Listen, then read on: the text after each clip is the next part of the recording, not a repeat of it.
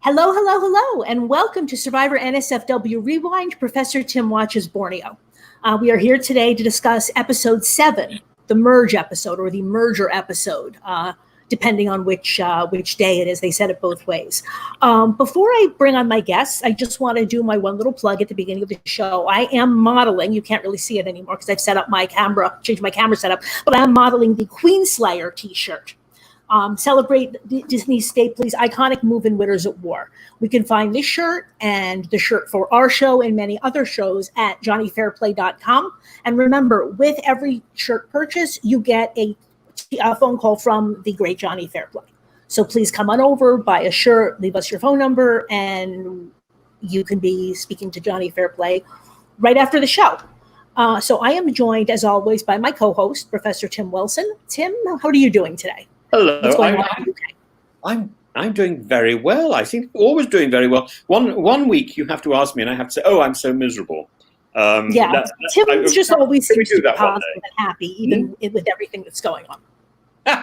There's always. I was going to say, every cloud has a silver lining, but yesterday there were no clouds in the sky at all. It was terribly hot. Really? Yeah, no cloud, none that I could see. So there's clearly no silver lining. But today there's lots of clouds. So presumably, we can hope it gets better. But yes, I feel fine. I'm very content. I've been drawing all day. What have you been drawing now?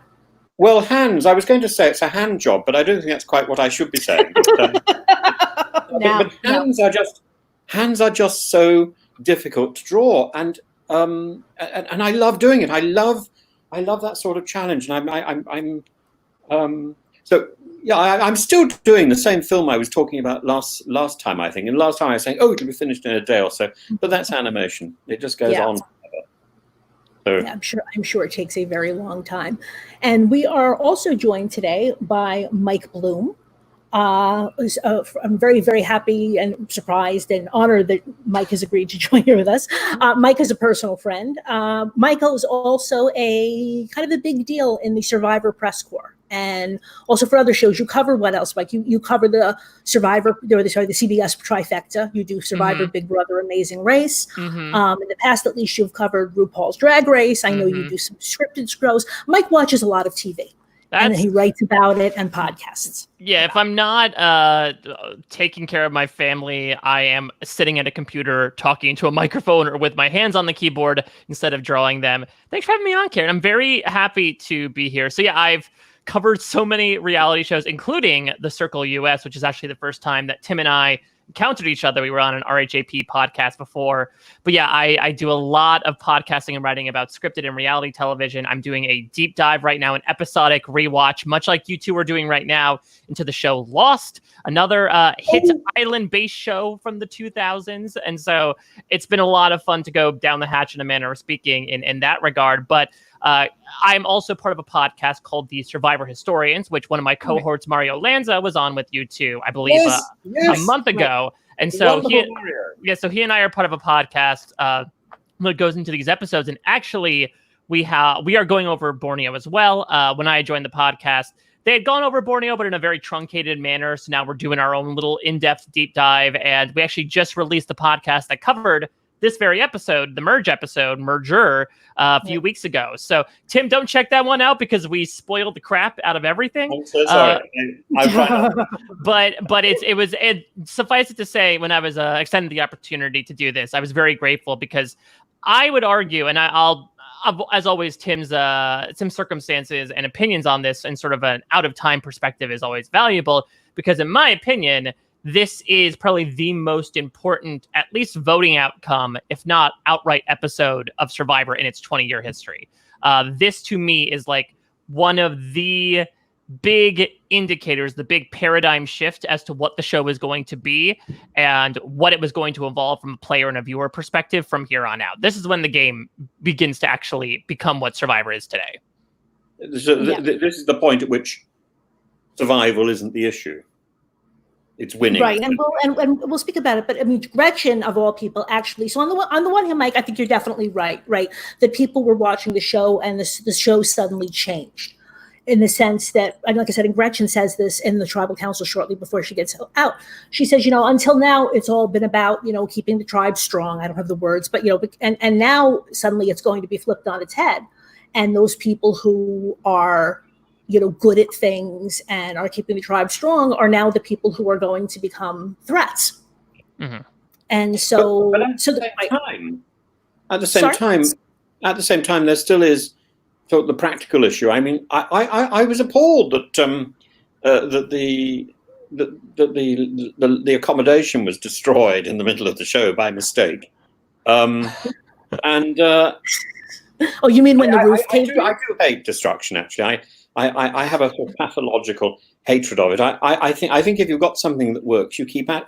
My main computer is about 12 years old, and it still sort of trundles along. Interesting. And I've only just upgraded one of my laptops to Mojave, and that was really, really, really tough because they wanted me to go on to the next one, and I didn't want to because that goes on to a 64-bit system. And so I play around with 3 computers routinely, and they're all old, and I wouldn't think of throwing things out. And I'm always horrified when things start to collapse. I feel my world has ended. I had great difficulty with the loo seat upstairs because it sort of started to go wonky.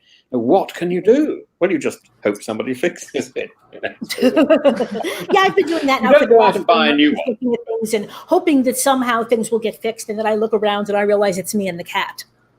So anything, and that we are in big trouble. My cat has been excavating the floor immediately outside my bedroom. And about a year ago, there was a small hole which you could probably stick your finger in. And now I'm afraid it is sort of, you get an entire hand down there. So I think if anybody comes to stay, I have to say, be careful of the excavation. This is like a World War II war film. And Bay is busy. There was a film called The Horse or something, where people got underneath one of these things for jumping over a horse, and dug, and it was a sort of prisoner of war thing, and they dug a tunnel. And I think this is what Bay is doing. During the night, I can hear him scratching. He's trying to tunnel out, you think? He's tunneling out, yeah. But unfortunately, he's doing it from an upstairs room, which doesn't work as well. Well, at least he'll land on his feet. He's not if he the doesn't most intelligent of my 2 cats, unfortunately, but he is very lovable. But he'll do this for months and months, and then he'll finally get through, and he'll just be down on your ground floor. No, he'll be at the top of the stairs. There's actually a false ceiling underneath that one. He hasn't covered this. So we should keep them busy for a while. So the ceiling won't fall through like the shelter, is what you're saying. No. There is room for destruction, mass destruction. But it is disturbing. It is disturbing. So obviously he belongs to a different group of animate beings than the group I belong to. I belong to the, keep going, soldier on, and repair. And he belongs to the destroy. Right. So you would say, I guess, if you and Bay were part of these tribes, you would be the one helping the women working on the shelter, and Bay would be the one playing cards with Jervis, relaxing under the parachute.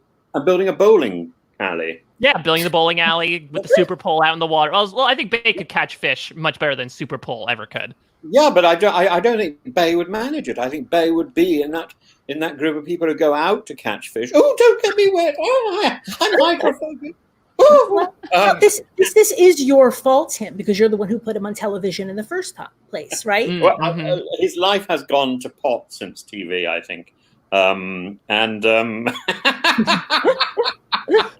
that's why he's trying to tunnel out, looking for a better opportunity. First to have an agent, I think he just has a sort of more winsome look than me.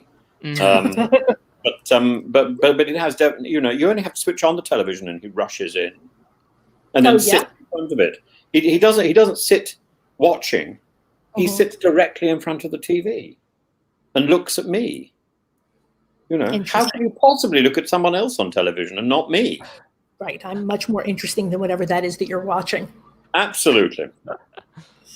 So now, Mike, you've probably spoken about this before, but was this in fact your first episode of Survivor? Did you come on board during the Gretchen boot or something? It was actually the one right before the so Joel Joel episode. The Right. Joel boot was the very first one that I watched. I was 10 years old at the time that this aired, and I had heard rumblings about it, but never had caught on until episode 6. And so what happened was, actually, this is the only Survivor season so far that they had rerun in totality. It was so popular over the summer that fall they actually reran the entire season. And so in a day and age when you were not able to access old episodes easily, I was not able to watch the first 5 episodes until the fall. But suffice it to say, like, you know, in watching this, you definitely get a sense that they do a pretty good job of like summarizing what has come in the episodes beforehand. Even when they get to tribal council and Jeff says, like, these are the torches of the people who have left you beforehand, they do a good job of acknowledging past presidents. So I was able to fill in some blanks, coupled with obviously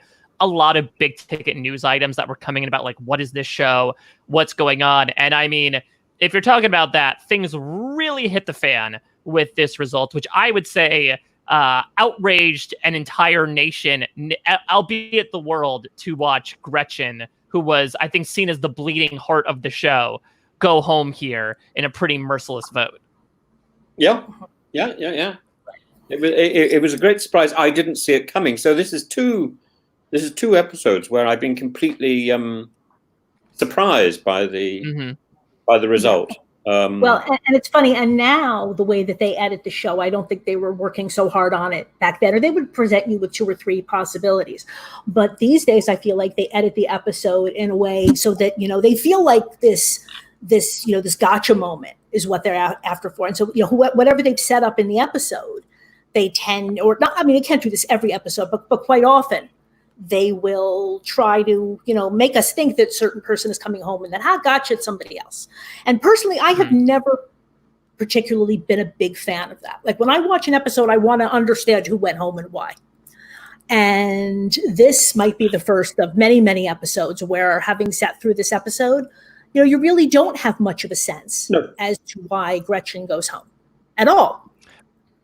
Yeah, right. Though I will say, I mean, again, I won't spoil in future episodes. The beginning of next episode does give a bit more background as to why specifically the 4 people from Tagi choose to target Gretchen. But I think, well, I do agree that I think there are some blindsides for the sakes of blindsides on an editor's part nowadays.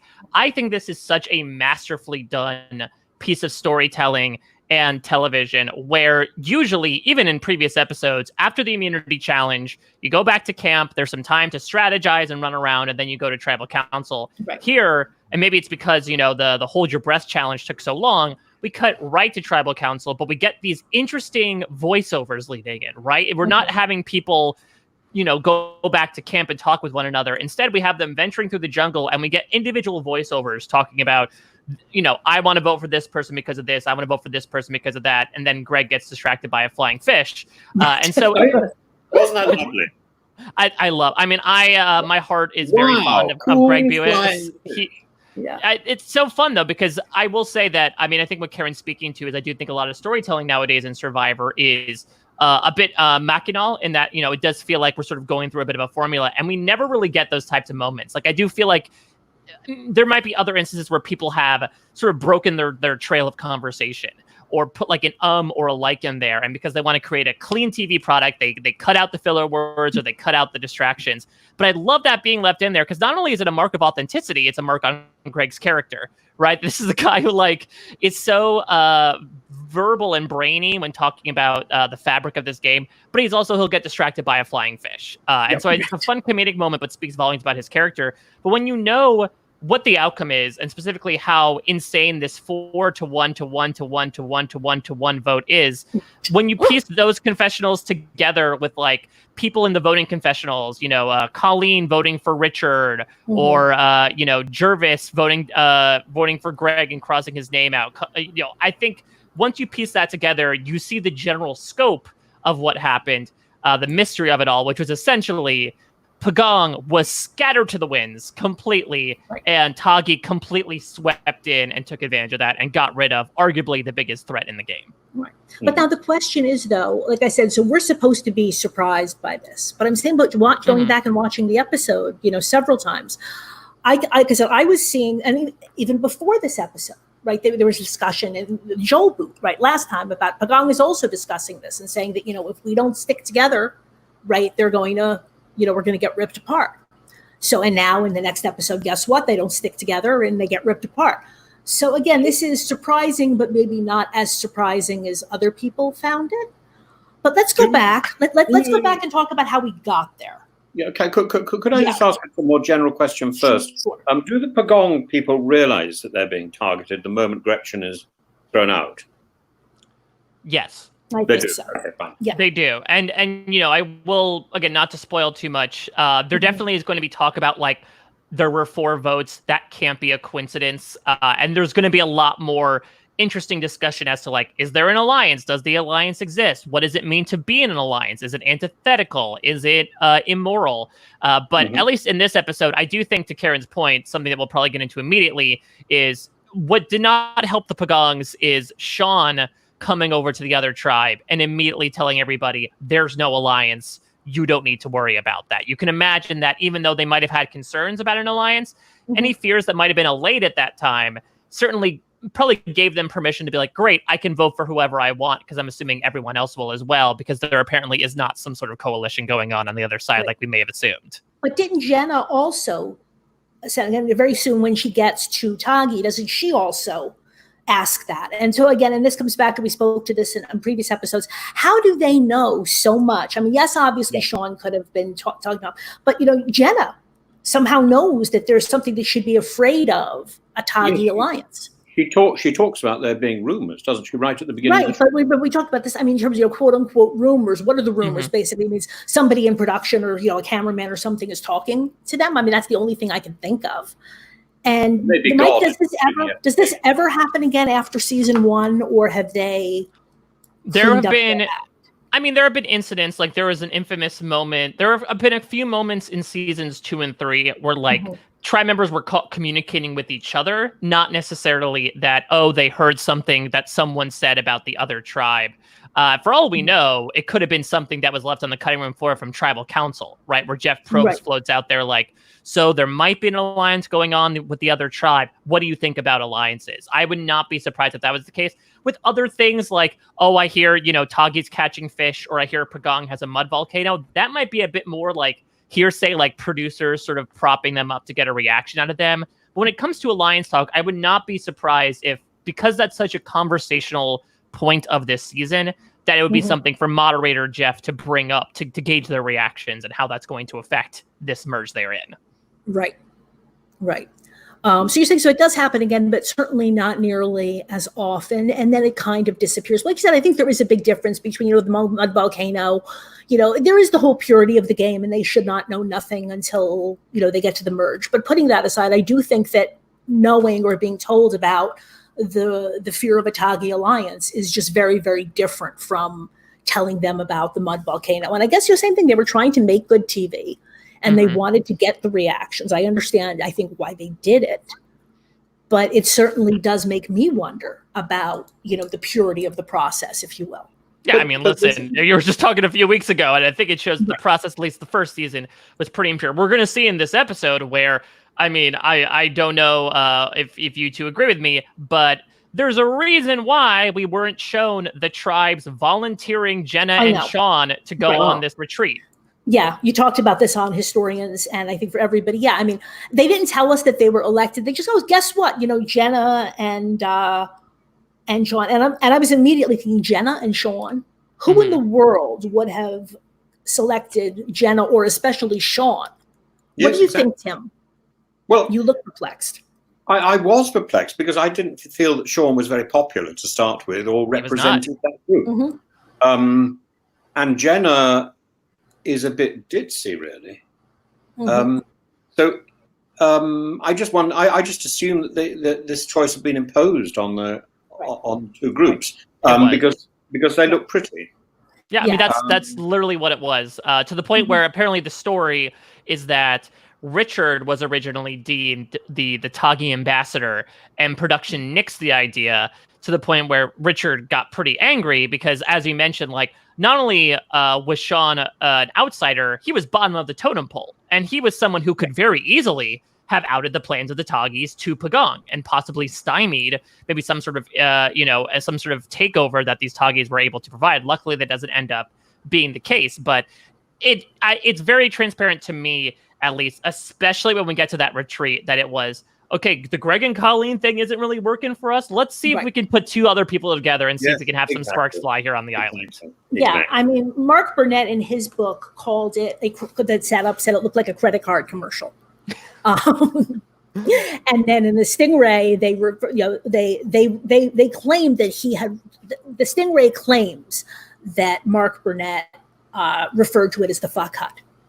But he doesn't use that term in his book. See, this is the hard-hitting journalism that I do for all of you, so that you don't have to go and read Mark Burnett's book, which is really quite insufferable in many places. It's interestingly written. It's very bloviating in places, but if you're looking for like an interesting psychological and sociological breakdown of these players from one person's perspective, it's fairly interesting, and especially for some background stuff, to the point where, if we're speaking about the fuck hut, they bugged the fuck out of the fuck hut to the point where they put hidden cameras everywhere. So they said, like, okay, Jen and Sean, we won't put the camera on you, so do whatever you want, when they would have clearly caught them doing something if something had happened.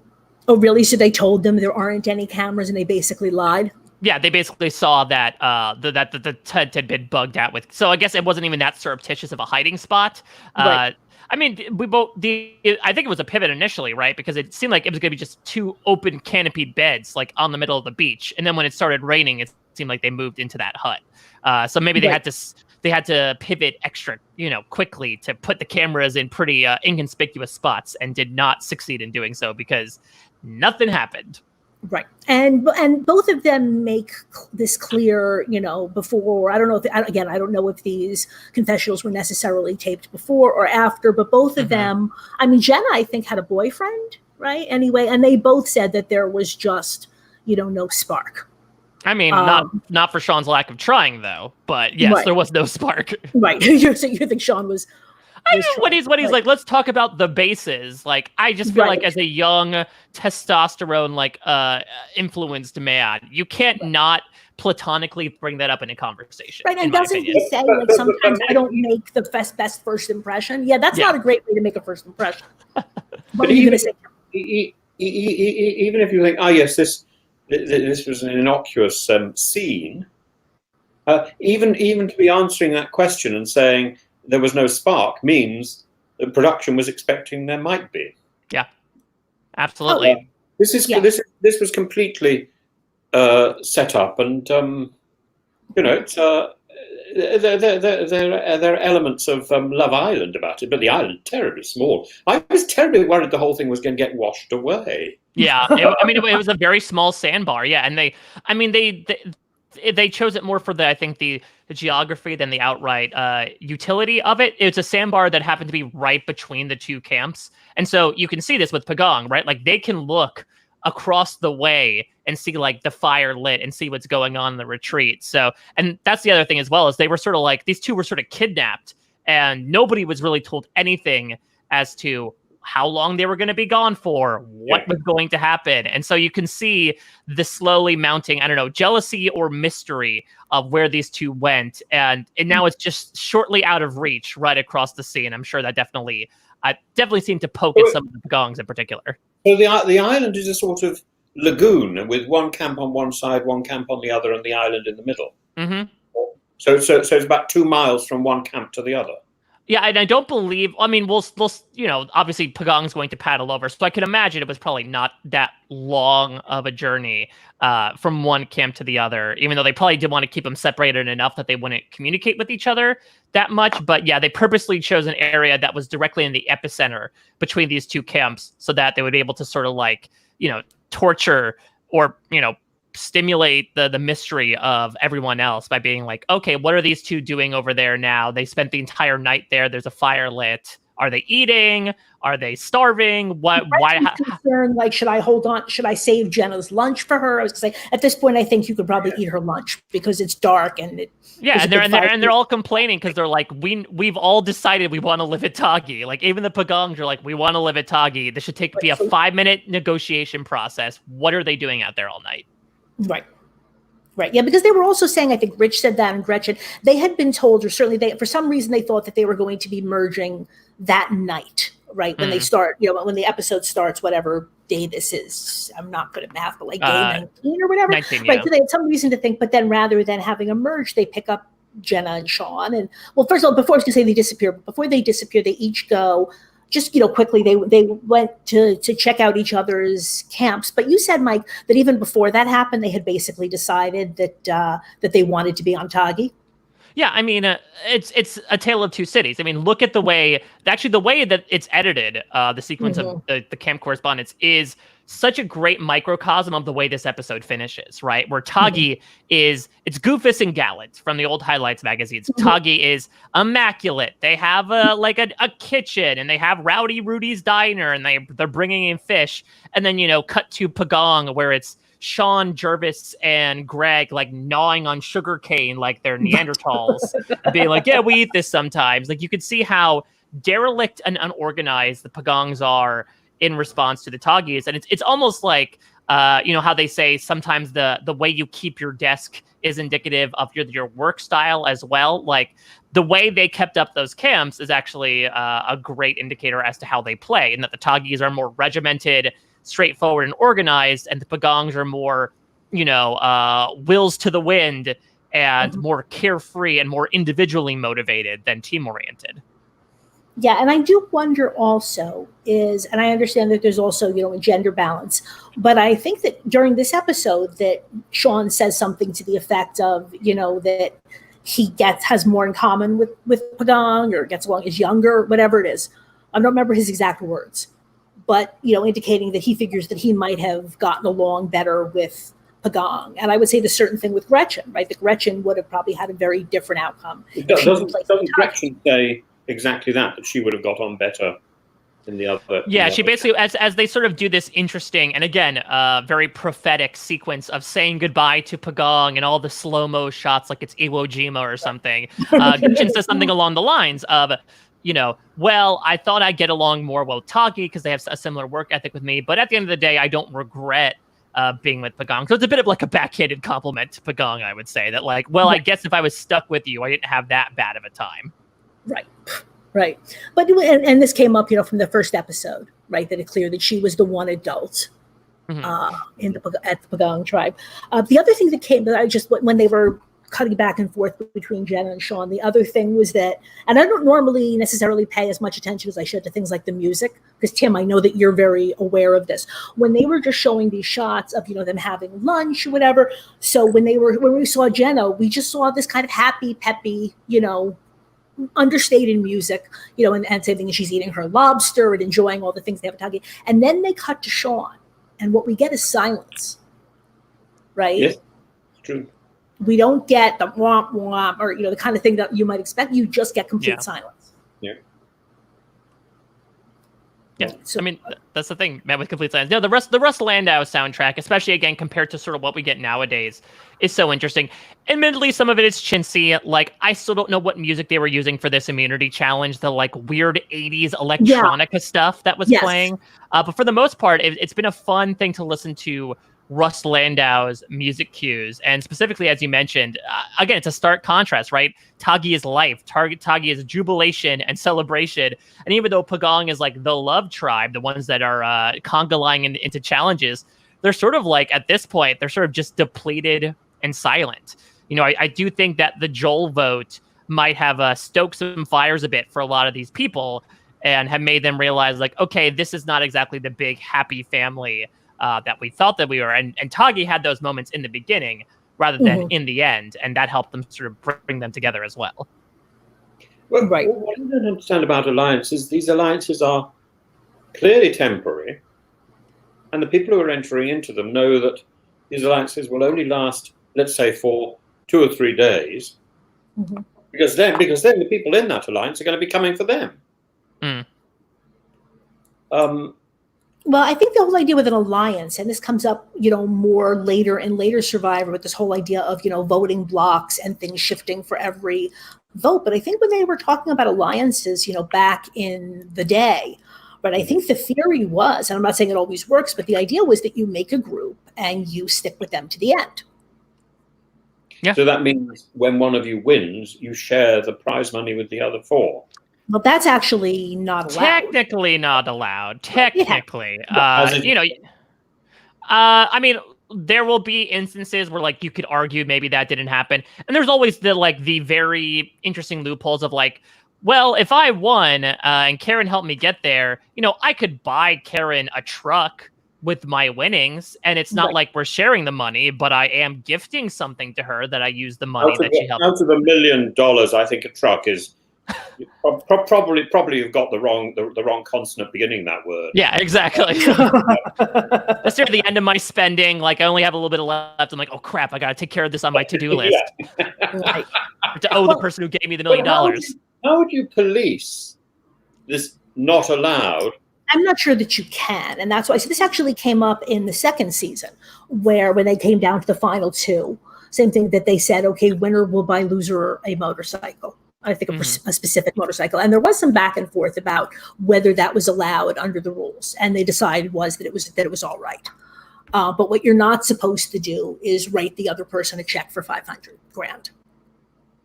Now, again, query, how much can they police that? I don't know. Yeah, they can't exactly track their bank accounts of okay, did you send $500,000 to this person? There also is, of course, the ethical quandary of what would be the punishment if you did? That's the thing. Once you give the money away, you can't exactly revoke it. I mean, what I could imagine is if, let's say, because technically until the money reaches your hands, you have nothing. So I could imagine if there had been talk of, if Karen and I are caught on camera saying hey, listen, take me to the end and we'll split the money, and I win, they could very easily be we're going to disqualify your win because you have corroborated with somebody to split the earnings, and that goes against our rules. So if it's in that weird little limbo portion between winning and actually getting the check, I could see a reason for them to actually be able to police it. But like you said, once they hand that money over to you, you can do whatever you want with it. And believe me, some winners will do whatever they want with this money. Right. But I'm just thinking about, is there any situation where, like you said, query, in terms of remedy, I mean, the one thing that comes to mind is, again, I haven't read through the entire contract. I know that it's very long, but I'm assuming that that clause that's in there that says, we can sue you for $5 million if you spoil the show, or, there could also, there could be something like that also. Like you said, I know that they don't get the money until the show has finished airing. Mm-hmm. So, yeah. And there's also there's also the wrinkle, and you guys talked about this last time, that there will be seasons where pairs of people will play. And so you can imagine there's a bit of a loose contract in there as well, right? Like if a husband and wife are playing and the husband and wife are in the finals, you can imagine no matter who wins, it's pretty much coming back to the same household. So there are sort of loose rules to that as well, where they, again, cannot verbally on camera tell each other, hey, we'll split the money. But it's pretty much assumed, right? If one person wins, that other person wins by proxy. Right. And I know on Big Brother, because there was a season of Big Brother where there was a father and daughter who were playing together. And so same thing. And he was told that he could not just give her half the money, but he bought her a car and he took her to Europe, and all of that was considered okay. Gifts were fine, but he couldn't, directly split the money. And I guess the reason is just, that does not make for as good TV. Right, because I guess the fear would be, let's say these. It makes for a tyrannical production.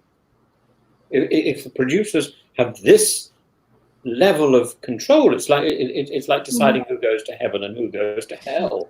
We've suddenly created a divinity. Right, but we know on these shows, again, they kind of control everything. And like I said, once you sign that contract, as you have also learned, right, that you can be subject to things that you had no idea.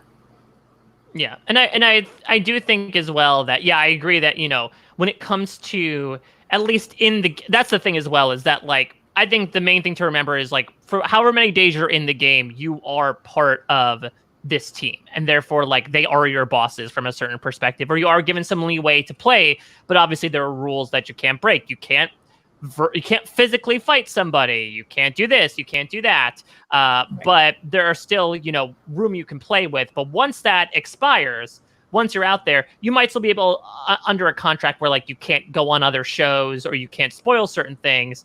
But once that loosens up, you can essentially do what you like with it. And certain people, I think, have maybe held back with being so loose-lipped because they want to be good with production to get in a good shot at returning, coming on again for a future season. So that's another incentive as well of like, hey, you want to make yourself a good employee of this boss, right? Because when the boss creates another project and is thinking about who are some good employees to bring back onto this project, they can look to you because you followed the rules and created good television, but you were not the squeaky wheel in a manner of speaking. Right. So just finishing up this whole thing with Jenna and Sean, what else that we should touch on? I want to ask Tim about what he thinks about the tribe name. Because this is something that's a hallmark of nearly every Survivor season is, okay, you're one new tribe, you get to come up with one new tribe name, and here it is, Rattan with the exotic A at the end of it. But I'd be so intrigued to find out from you as to like the idea of naming a new tribe, why they chose to name it what they did. It's very interesting. This is the first episode that I've watched where my notes only cover two sides of my notebook. Mm-hmm. And so the notes I've made, I think, are actually quite significant. Mm. And one of the notes is, it says, I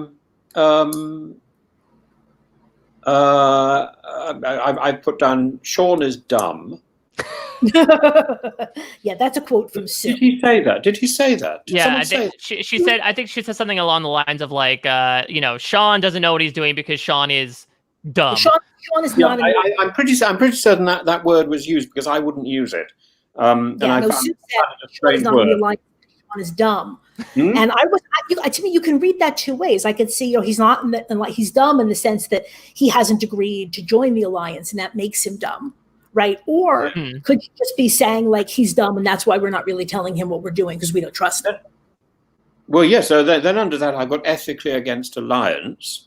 Mm-hmm. And then immediately under that, I got Rattan would. And I had never heard of Rattan. Now, obviously, I'm the person who's rather thick here, not Sean. And do they not use a lot of rattan in the UK? Because certainly here. Patio furniture and things of that nature are very often made from rattan. Really? No. I think here it's oh God, I can't even think what it's called now. You can probably come and refer to it as like wicker, right? Like a wicker basket, wicker chair. It's typically made of rattan. So rattan is wicker. Essentially, right. We have wicker everywhere. Definition, but certainly you can't have a decent conservatory without wicker furniture, can you? I'd never heard of this word before, and so I was terribly excited. So rattan, why is there an A on the end of it? Because he said John says it makes it more exotic. No, rattan in itself is fairly exotic. I agree. I wonder if it was a thing where like it's a group project, right? Where like Jenna takes the charge and Sean's like, I got to add my part here. Put an A at the end of it. I mean, I'm sure Mario talked to you about this as well, but Sean was very much out there. Tim, I know you talked about like the presence of the camera and how it becomes like a 17th character on its own. Sean was very much out there to make a career for himself. He wanted to be the next Jerry Seinfeld. Oddly, in this episode, where the camera was on him pretty well all the time, he hardly said a thing. Right, but I think to that certain extent, he's like, I want to create like a big funny moment. So like, let me have my own Seinfeld moment. Put an A at the end of rattan, and it'll be real, jazzed up thing. It'll make me feel like I actually contributed to something. Where really I was just sitting there the entire time talking about what third base meant to a very unseen party. Well, Jenna is actually doing things like so A really is a sort of breath, isn't rattan. I mean, it's not a very intelligent letter to add, really. And the question is, what about the whole idea, Mike, of just having a tribe a merged tribe name at all. Right? Well, is it really necessary? Because this is one of the things I was also reading about, is that it's fine when there were two tribes, they need names, they need buffs. But now that they're all together on the same beach, right? Is this really even necessary? It's more symbolic than anything. It's just this idea of like they happen to be occupying the same camp. And I think especially in this first season, they really wanted to create this, really cement this idea of you are one tribe now. You are one group that is coexisting together. So rebuild the shelter, catch some fish, get used to these new personalities. And I think naming the tribe is a very symbolic gesture in that of like Tagi and Pagong. Go ahead. I was going to say, we didn't see the flag. Yeah, no, I think I'm not sure if we're going to see. Yeah, they'll show it in future episodes because they painted the heck out of that flag. But yeah, that's another thing as well. So that's one of these things that I would say is not. I agree with Karen, is not necessary for 40 seasons, but has become sort of like a grandfathered in activity. And it's become more of a group activity now, where like the group paints the flag, the group comes up with the name. Only a couple times will we have envoys elected to make decisions on behalf of the entire group. But that's another thing as well. We've seen this several times so far in the season was, okay, you elect one person to do this because they want to create that drama from accountability. They want to create this drama from if someone doesn't like the name, well, guess what? That comes back onto Sean and Jenna. If people don't like living at Tagi for whatever reason, that comes back onto Sean and Jenna. But yeah, I think it's a mostly pithy gesture, especially nowadays, to like name the tribe. Mostly nowadays, they just take the two tribe names and mash them together into a portmanteau. Right. That's the other thing, is that some of these names are just ridiculous, and I think that might be why I am reacting to. And there's also America, which might be my favorite. Yeah, there was the seasons they named the tribe America, not America. It's capital M, apostrophe capital MURICA. Gosh, just imagine if Sean had been there, he would have put an at the front. Yeah, exactly. No, you want There's also been ones where like people have also done their own little like TV moments with the name. Somebody one time gave out a word that was his grandmother's name backwards, but tried to pass it off as like a tag-along phrase. Another person just made up a word. Somebody named a tribe after their like family stuffed animal as well. So like it creates an occasional few moments, but like Karen says, for the most part, it's become just sort of like a thing they sort of yada through, to the point where nowadays they barely even show why they named the tribe what they did. It just sort of becomes like a footnote that maybe they'll get a scene online about it, but it's not going to become a major part of it like it is here, where, like Tim is saying, this is the first time this has ever happened. And so they're walking you through every step of the process, to the point where I can understand why your notes are a bit slimmer, Tim, because the entire sequence of merging is the first half of this entire episode. Right. I think even slightly more than that. On the subject of names and words, when I was in the circle, one of the things I don't know, but they gave me letters that I could do things with. Mm-hmm. Right. And I thought, oh, how exciting!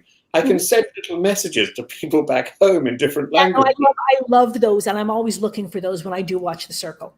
Oh, really? But I think I was the only person who was doing this. I don't know whether anyone else was doing it.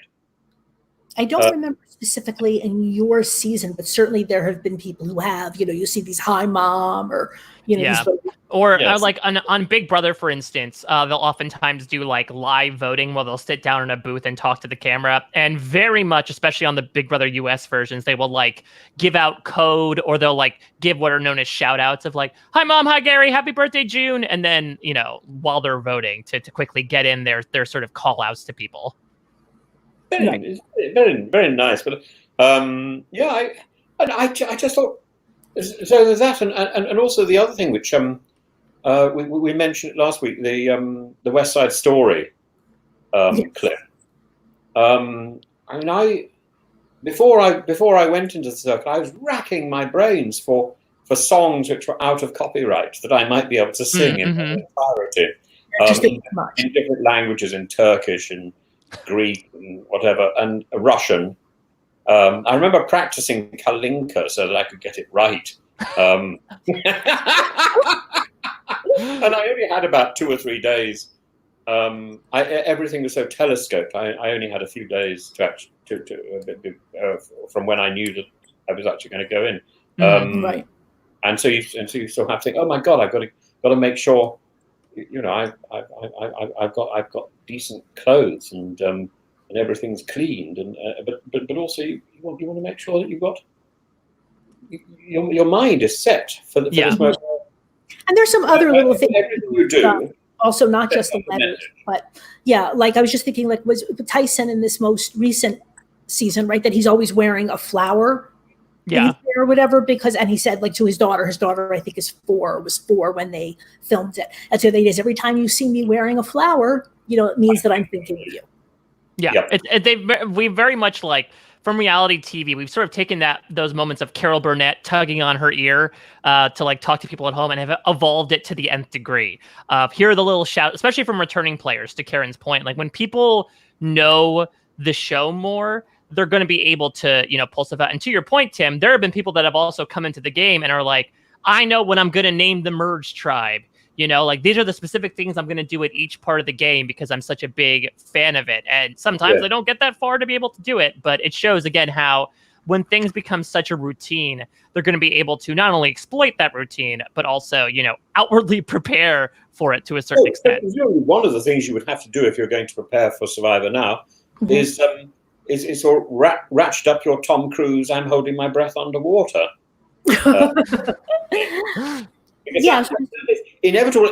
By the way, I think all that breath holding stuff, that those two little bits with the ladder and with the breath holding initially, I think they were the best games we've had so far. And it's so interesting because they were so simple. And you know, I mean, it's so interesting watching these challenges compared to stuff in the future. I had the opportunity to talk with John Kierhofer, who has been like the challenge guy since the very beginning, and it's so indicative of like. A, their budget, and B, just like them really flying by the seat of their pants as to what to do. They're like, okay, hold your breath. Okay, you're going to eat some bugs. And you will see that essentially a Survivor challenge nowadays is always going to be some sort of like glorified obstacle course with either a puzzle at the end or some test of hand-eye coordination or some test of like, not just, you know, breath endurance, but more so physical endurance. Because I do think that unfortunately, this one did not benefit from a gender imbalance in that it's just, for the most part, maybe with the exception of Gretchen, because she did teach, you know, Navy SEALs how to swim, men just usually have more breath capacity than women. And so... Well, demonstrated here, wasn't it, of course? Yeah, exactly. Like I think the women were the first people all eliminated in the and challenge. Then Rudy, I feel like Rudy was just desperately trying to hang on, and then when all the women were up, he immediately then pops up. It's like, all right, I haven't been beaten by a woman. I can drop out now. But I thought it was so lovely that that the one person who couldn't swim was the person who could hold his breath longer than anyone. I found that very interesting. Well, that's the thing, though, is that so Jervis had the whole like Jervis can't swim thing is very interesting because Jervis, I mean, he practiced swimming in like pools. You know, he's from Philadelphia. The ocean is not nearly accessible. So like he practiced in pools. But there is something about the difference between like swimming in a pool and swimming in the open ocean where I can understand, you know, in the buoy swimming challenge, for instance, why he had trouble. But in this case, like he didn't need to do anything. He just had to stay still. But you see when they get to the second part and it's okay, dive to the bottom of the ocean and pull yourself along. He just nopes and just starts backpedaling the entire time. Yeah. But in terms of sorry. I was just going to say, like, but I'm kind of surprised. You're saying so basically he was a better swimmer than we were led to believe. Because I would think if you're not all that comfortable in the water, then yeah, I would find holding my breath underwater, especially in the ocean, would be challenging. And I am somebody who is, again, very, very comfortable in the pool. But again, I'm not sure that means I would be comfortable swimming in the ocetion. But I would say this isn't swimming. It's just sinking 6 feet below and just holding your breath. But then the final round is a bit more like swimming. Yeah, it is. It's underwater swimming coupled with holding your breath. Well, I thought the ladders were fascinating, and I would love to. I would love to know from. I mean, if somebody is watching who was on production, I'd love to know how they anchored those ladders on the seabed. Yeah, because that would require a bit of work. Right? No. What do you think? I'm assuming pulling at them all the time. So there has to be serious anchoring. It's interesting because the thing that's so interesting about this first season in particular is how fly by the seat of your pants this entire production staff was, to the point where I don't know if you know, I certainly noticed in this episode it felt like the tribal council set looked different to me. Like, I don't know if it was lit differently, but I believe, I don't know, at some point, I think they put a canopy above them. We're not gonna have like the episode 3, like everyone is pouring, it's drenched and they can't talk anymore because nobody can hear what they're saying. Like, they sort of realize things on the fly as to what works and what doesn't work. Like, the conch shell is gone, right. They're trying things out. So said, yeah. So I was going to say, in terms of that tribal council, because they'd got an awning over there, I think, which I think must have been white. The light was better. Yeah, that's the thing as well. There was a lot more light on the faces. And here's a bit of some inside baseball. So the tribal council set nowadays are lit. Like a TV set. They do have rigs with lights that, much like a stage production, are hung and focused to highlight those features. But they really, I think, in the moment had to really accentuate, the lighting in that regard. And so they really just had to rely on those torches. And to your point, once they sort of watched the dailies back and they realized, like, wow, they started watching the dailies and they realized we didn't see anything. Yeah, and then that coupled with the rain, which, people were nearly struck by lightning. The camp was being flooded during that episode 3 tribal council. They're like, okay, we have 2 days before this happens again. Let's get another plan in action. But it also is a nice symbol of like the accelerant of the game, right? That things have changed from a phase perspective and also from a set perspective. Things look more professional. I think I don't know if Jeff introduces the jury bench in this episode, but like that's another big set piece that's going to appear in future tribal councils. And will Gretchen be in that? No, she was the last person to not. The jury starts at not when 9 people are left. So unfortunately, Gretchen made the merge, but did not make the jury, which is generally the merge and the jury happen at about the same time. Yeah, but it's not always the case that the first juror is the first person voted out of the merge. Right. It can be so. And was Gretchen irritated to be voted out? She was shocked. I think there is something to a certain perspective, and she talks about this a bit in her final words at the end, and she elaborates it a bit more in Burnett's book about like, well, if they had to vote me out, at least it was because I'm too much of a threat.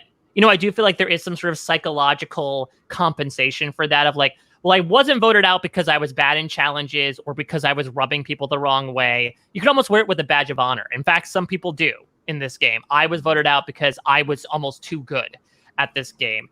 But you can see how shocked she and half the tribe was, because she thought she was somebody she did not think she was going. She thought that, look, I'm a hard worker. I get along pretty well with everybody, including these new Tagi people. Like, I'm guaranteed to make it at least another round. And she was absolutely shocked. And so when that absolutely gut-wrenching yet elating moment of her saying, "It's me," as the votes are coming in with that like smile across her face, is almost like incredulity of, oh my God, it actually was me. How could this have happened? Right. Well, but she was not the original choice, right? I mean, I think it's well established. If Greg had not won immunity, he would have gone home. Right, because Sue definitely did not get along with him. I think she called him a nutcase last episode, and it's clear they got along like oil and water. Rich very clearly eyed Greg as like his biggest mental threat on the other tribe as well. He's also young and athletic, so like he seemed to almost check a lot of different boxes. And that's the other tragic thing about it as well, is that had Greg not won immunity, Greg would have been voted out here, and Gretchen would have made the jury, which would have been an interesting thing in and of itself, but it also would have prevented at least the heartbreak of her being the very first person booted and completely flummoxing nearly everyone left in the game. Right. I think Greg makes delightful television. Yeah. I mean, if I'd been a producer, I would have made sure he was not voted off. But we talked about that, and I think they've already gotten into trouble for it once. And so, once they've got the challenge set up, then kind of whoever wins it, you're stuck with it. I'm not as convinced. I'm not as convinced as you are that that it can be quite that impartial. I think there's a lot that's rigged. Well, I think it depends on the people as well, right? Like the whole Burnett thing is that Dirk and Sean, I think, were probably two of the more impressible people at the time to talk about it. Like, had the roles been switched, I don't know if a producer is going to be able to talk Richard Hatch into voting a certain way. Like Richard was so individually and egotistically motivated that he'd be like, I know what I'm doing. You don't need to convince me one way. Like, I already know. And Sue Hawk is another one. And that's why Sue and Richard are such an interesting dynamic this season as well, is because these are two people who are very headstrong. And so, I mean, I would love to be a fly on the wall to see if they had made attempts to say, hey, Sue, Rich, you should vote this way or another. You know, Sue would be like, F off. I'm not doing that. I'm voting my own way. Right.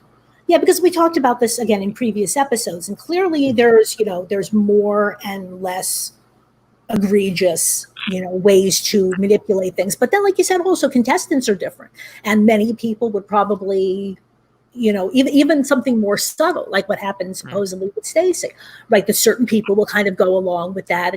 Production is the authority figure. If they say, maybe you want to do that, certain people will go along with it. But like you said, Rich and Sue are two people I could just see saying, like you said, F off. Like, no, I'm going to vote for who I want to vote. I really don't think it needs to be. I don't think it needs to get to the point where it's verbal. Production has been living with these people now for 20 days. Mm-hmm. Mm-hmm. They know these people almost inside out, and if they don't, then they're not very good producers.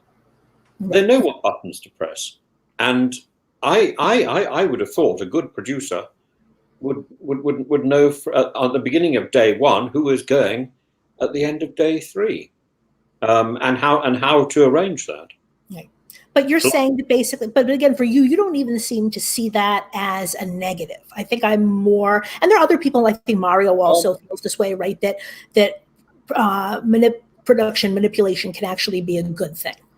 I guess I still have just a knee-jerk reaction to it. I'm not saying, of course, it happens, right? I'm not saying it doesn't happen. I don't think I'm naive about it. But if it's blatant enough that I can see it, it really does turn me off. If it's blatant enough that you can see it, then it's not done very well. That's true as well. Right. Certainly I don't like it, and I couldn't comment on what I couldn't comment on anything in great detail. But my feeling, just simply observing, is if you've got 20 people watching you all the time, every minute of the day and or night, they should know how you respond to situations. They should be able to, as I say, press your buttons and steer show. And in the end, although there's a game involved, the real priority is to make good, interesting television, and that requires good, interesting personality. So the last thing you want to do is get rid of your most interesting contestant. Yeah, right. I mean, and so I think from that regard, that good thing the stars aligned that they did as well, because I also think that, again, the placement of Gretchen is so great is a weighted term, because I'm not like, oh, this was great. I guess great more in the immense sense, in that I cannot state how much this had a seismic effect on the game of Survivor and how people perceive the show. Because up to this point, I'd say the votes were like, with the exception maybe like the Dirk and Stacey stuff, it was pretty much like, okay, these people were not getting along. These people were liabilities. These people were, big egos, big mouths.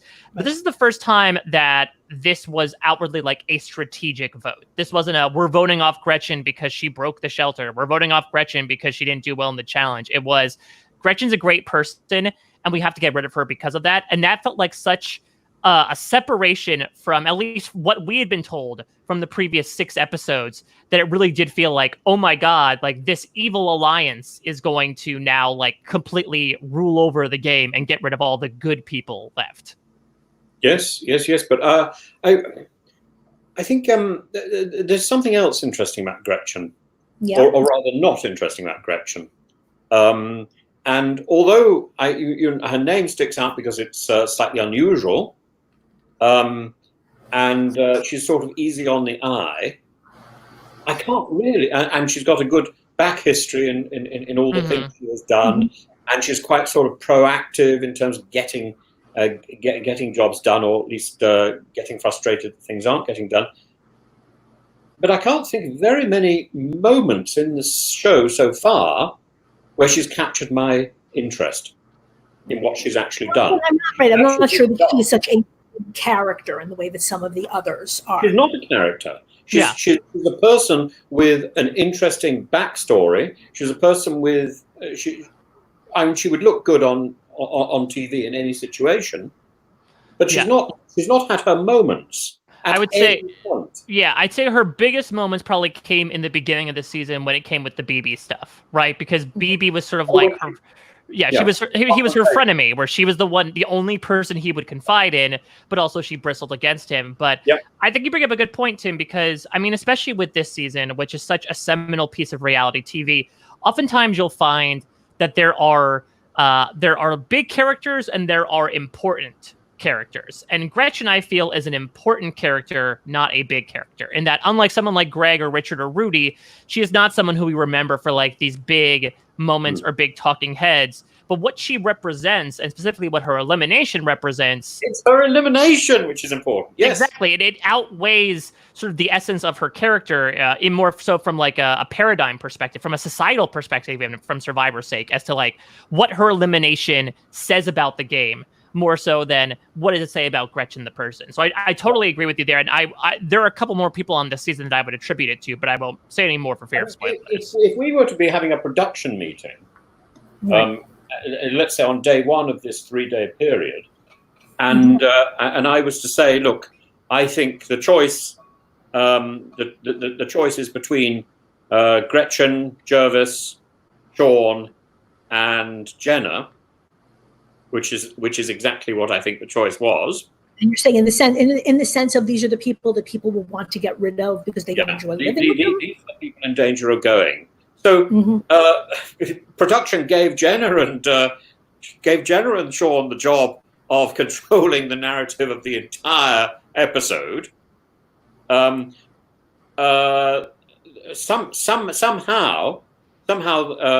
Jervis was rescued by sitting on the ocean floor and saving his, and keeping his breath for so long. That leaves Gretchen as the fall guy.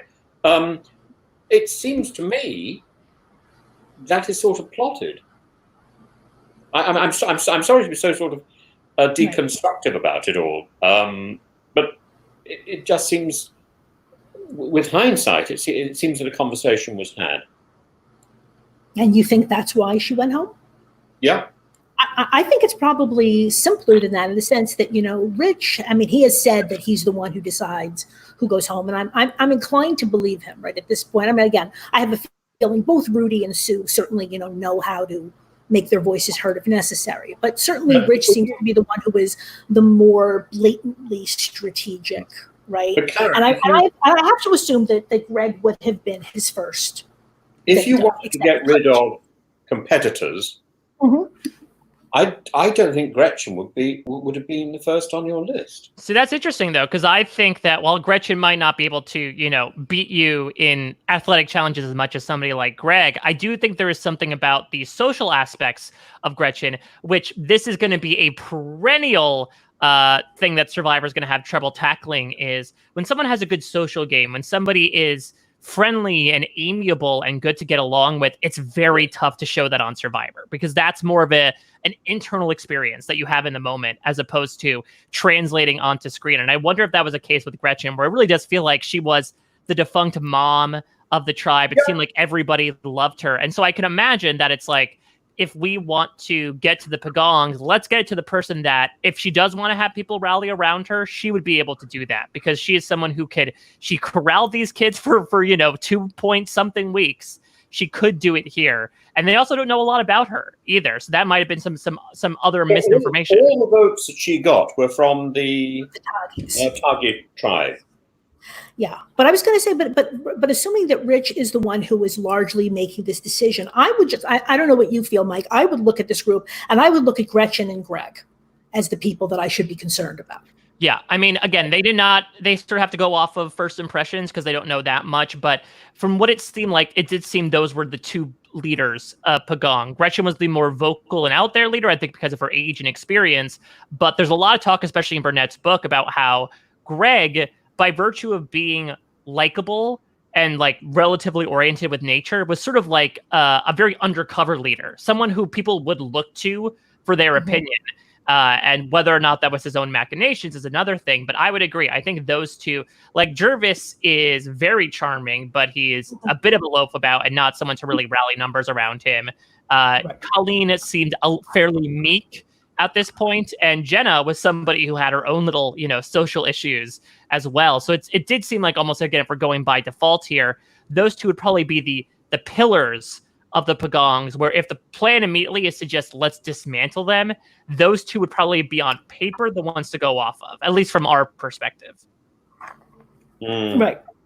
Yeah, and that's, like I said, we never saw Rich directly say, right, why he wanted Gretchen gone. But like I said, for me, it's not that hard for me to figure it out.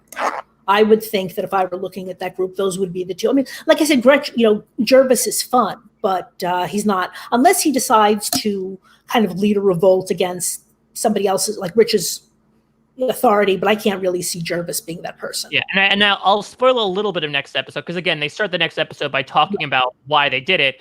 So Rudy says that, first of all, there's a bit of interesting he said, she said, where both Rudy and Rich claim they were the ones responsible for the Gretchen group.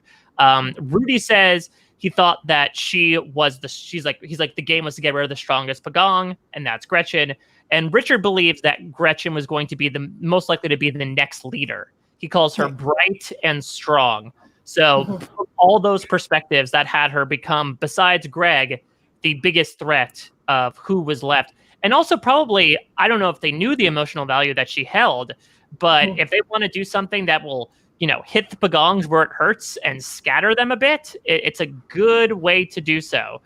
Considering that, again, these were a bunch of 20-somethings who were all held together by Gretchen's, sort of like emotional clawing.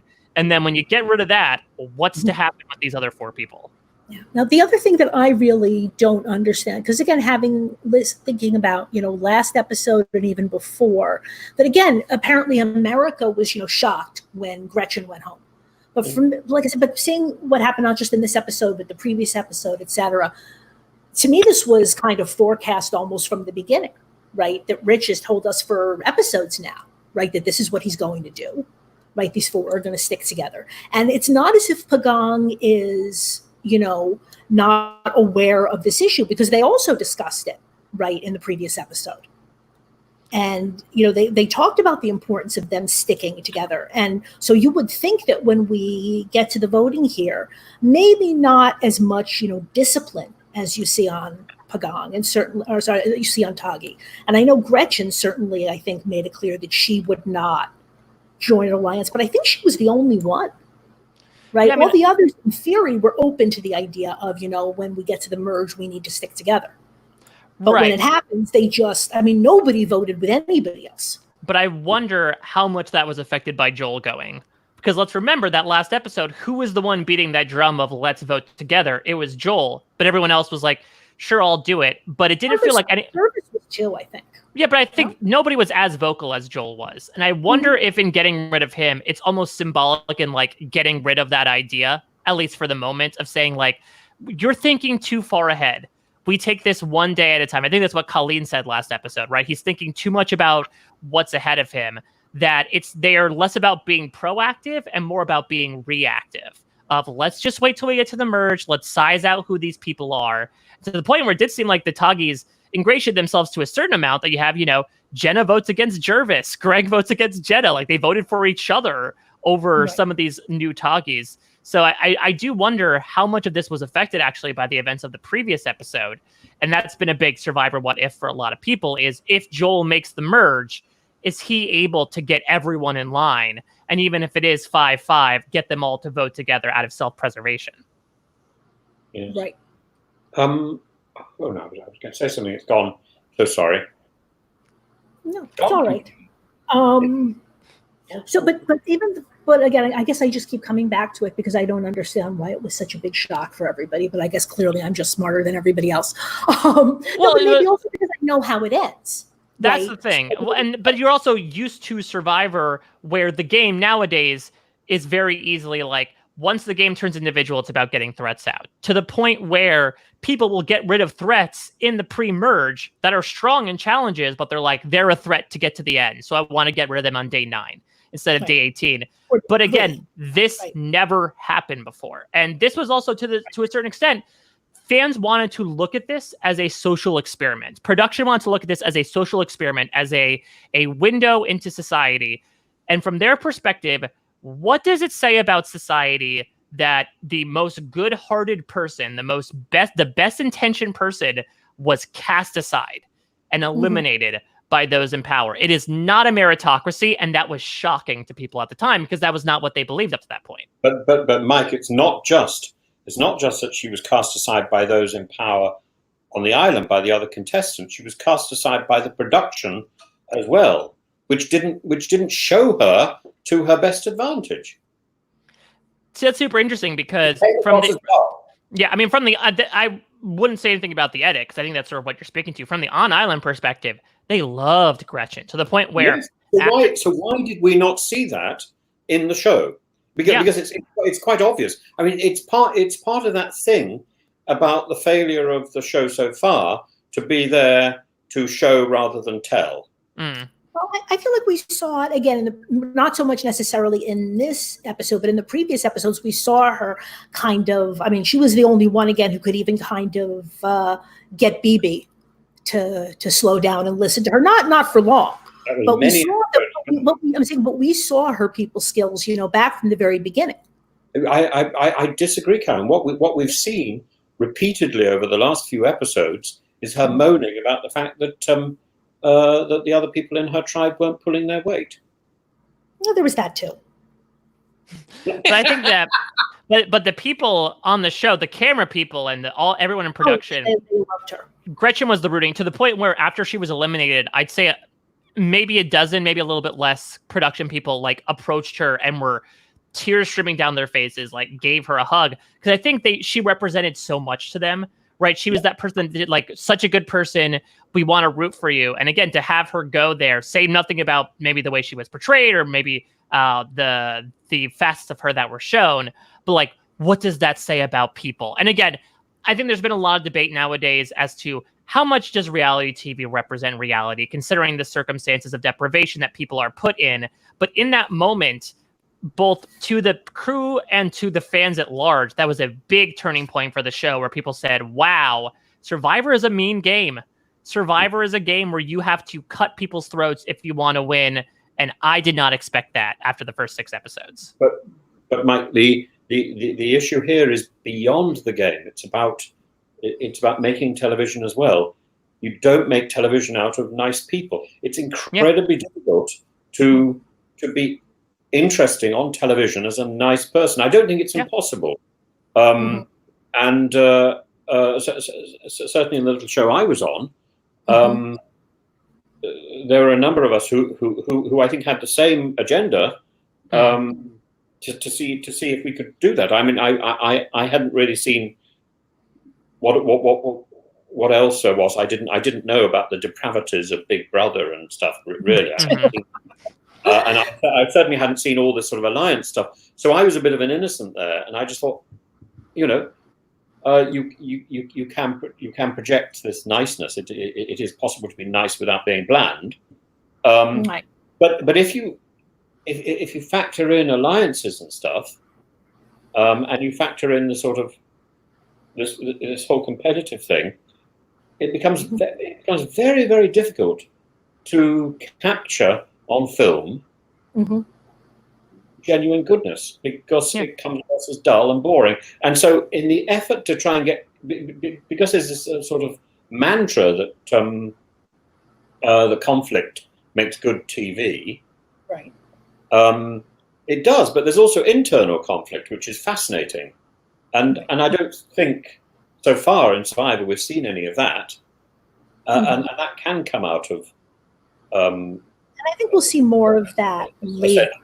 I was going to say, because people will start questioning, not in the next episode, but soon enough, people will start questioning this whole idea of alliance, whether, this is I wanted to ask you something, Mike, because you might know. I'm reading Burnett's book, but I'm only keeping up, episode by episode. This way that I'm. So, what was his reaction when he saw that this was happening, right? And that this woman who was she's strong and she's military, but she's also clearly gets along with everybody. It's and again, there's really no good reason to vote her out. What was Burnett's reaction to this? Basically, like I said, because again, was with him as a Christian and makes a big thing about the fact that he is making programming, for Christians. Did he look at it and said, "Oh my gosh, this is going to be a hit," or did he look at it and say, "What the hell have I done?" I'll read a quote from his book, actually, that I took down. In one bold, glaring, awful vote, Survivor had changed.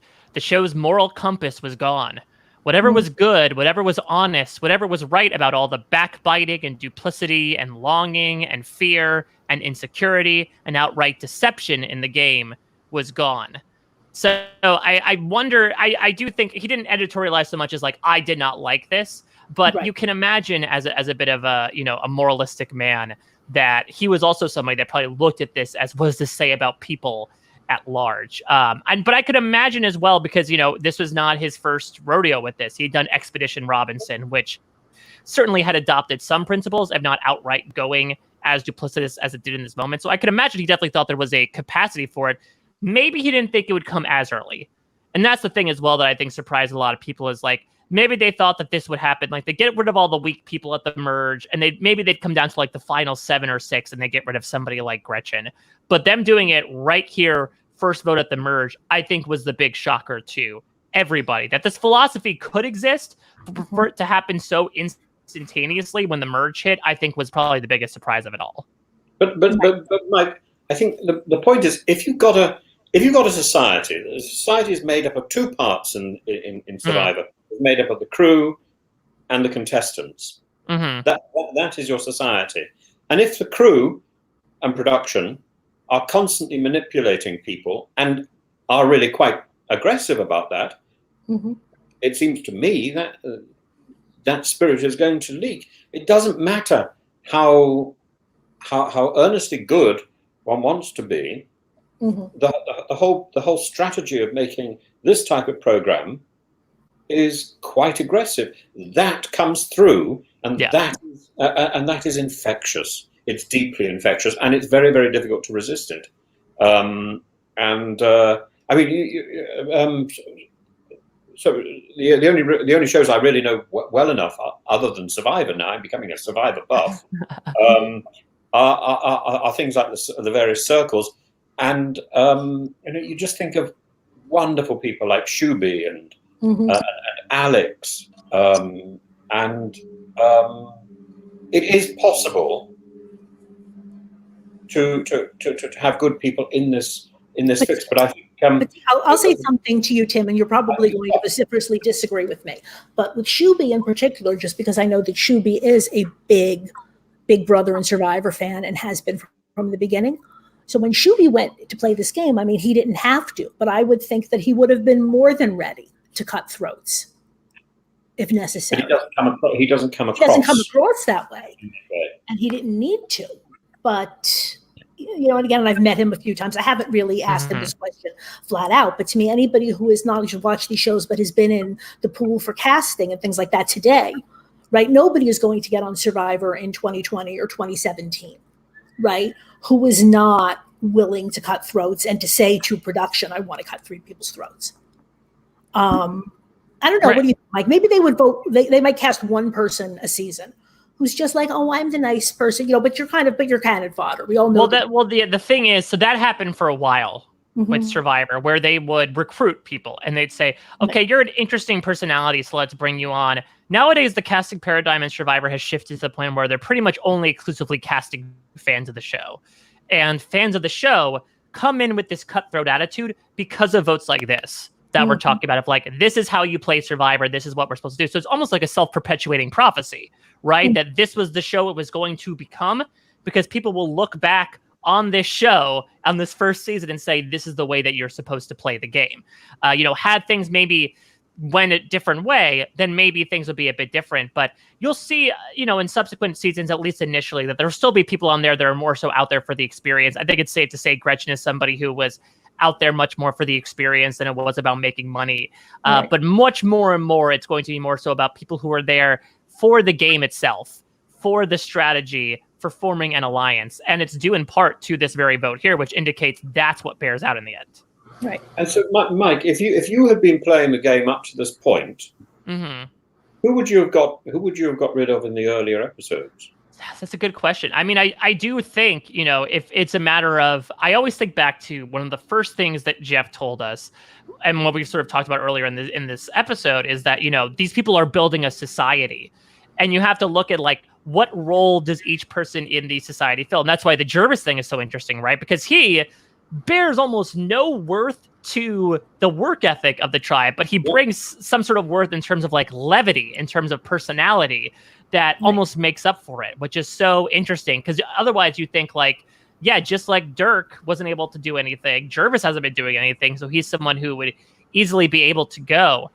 I would say probably a big vote would probably be that Stacy vote, right? Because I feel like she's one of the only people who sticks out, aside from Joel, as, well, there's really no reason to get rid of her outside of the fact that, like, she's weak, but that is such a subjective term, and she just wasn't getting along with people.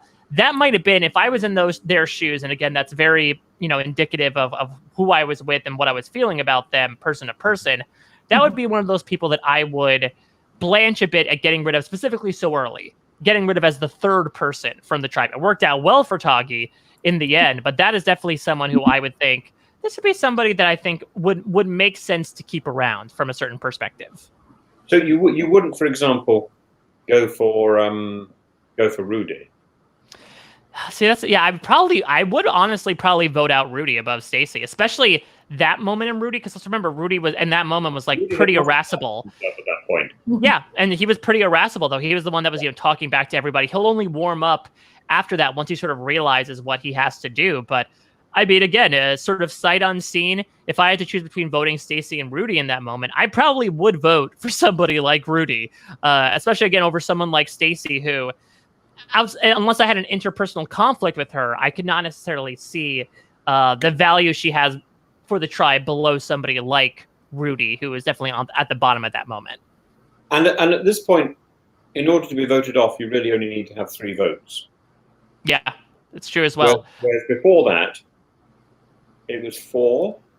Yeah, sort of. I mean, the thing about these early votes, too, though, is that, again, because they're so scattered, because people are so individually motivated initially, like, look at the first few votes, right? It's 4-3-1. Ramona is 4-2-1. Dirk is 4-1-1. So you could definitely benefit, as did in this vote here, from a plurality instead of this idea of, okay, let me get a couple of people who are on the same page as me, and we could probably power through, especially if we hop on board with something that somebody else is doing, as opposed to, like, sacrosanct, let's get 4 of us together and vote, with another, so we get the majority here. Yes. Right.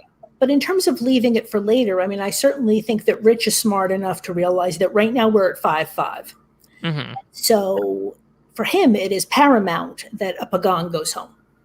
Yeah. Yes. Right.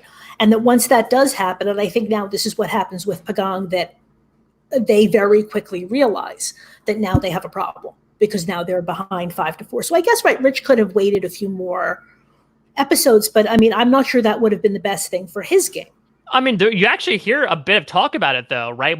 When they're at the beach, when the Toggies are alone, and Rich actually suggests getting rid of Sean after Greg, which is a little surprising, because these 2 votes are so indicative of, even next vote, they're still going to be down 5-4, so they're not completely out of the woods yet. But I do wonder, from a certain perspective, if Rich feels like, if not the Alliance can trust Sean, he can trust Sean. It's talked about in Burnett's book, actually, that Rich had a bit of a crush on Sean. And so I can certainly expect him to say, okay, maybe Sean isn't the best for my game, but he's someone who I can at least rely more on than people like Greg and Gretchen, who are coming across as more inherently threatening to me than Sean, who, to quote Sue, is dumb and votes using the alphabet.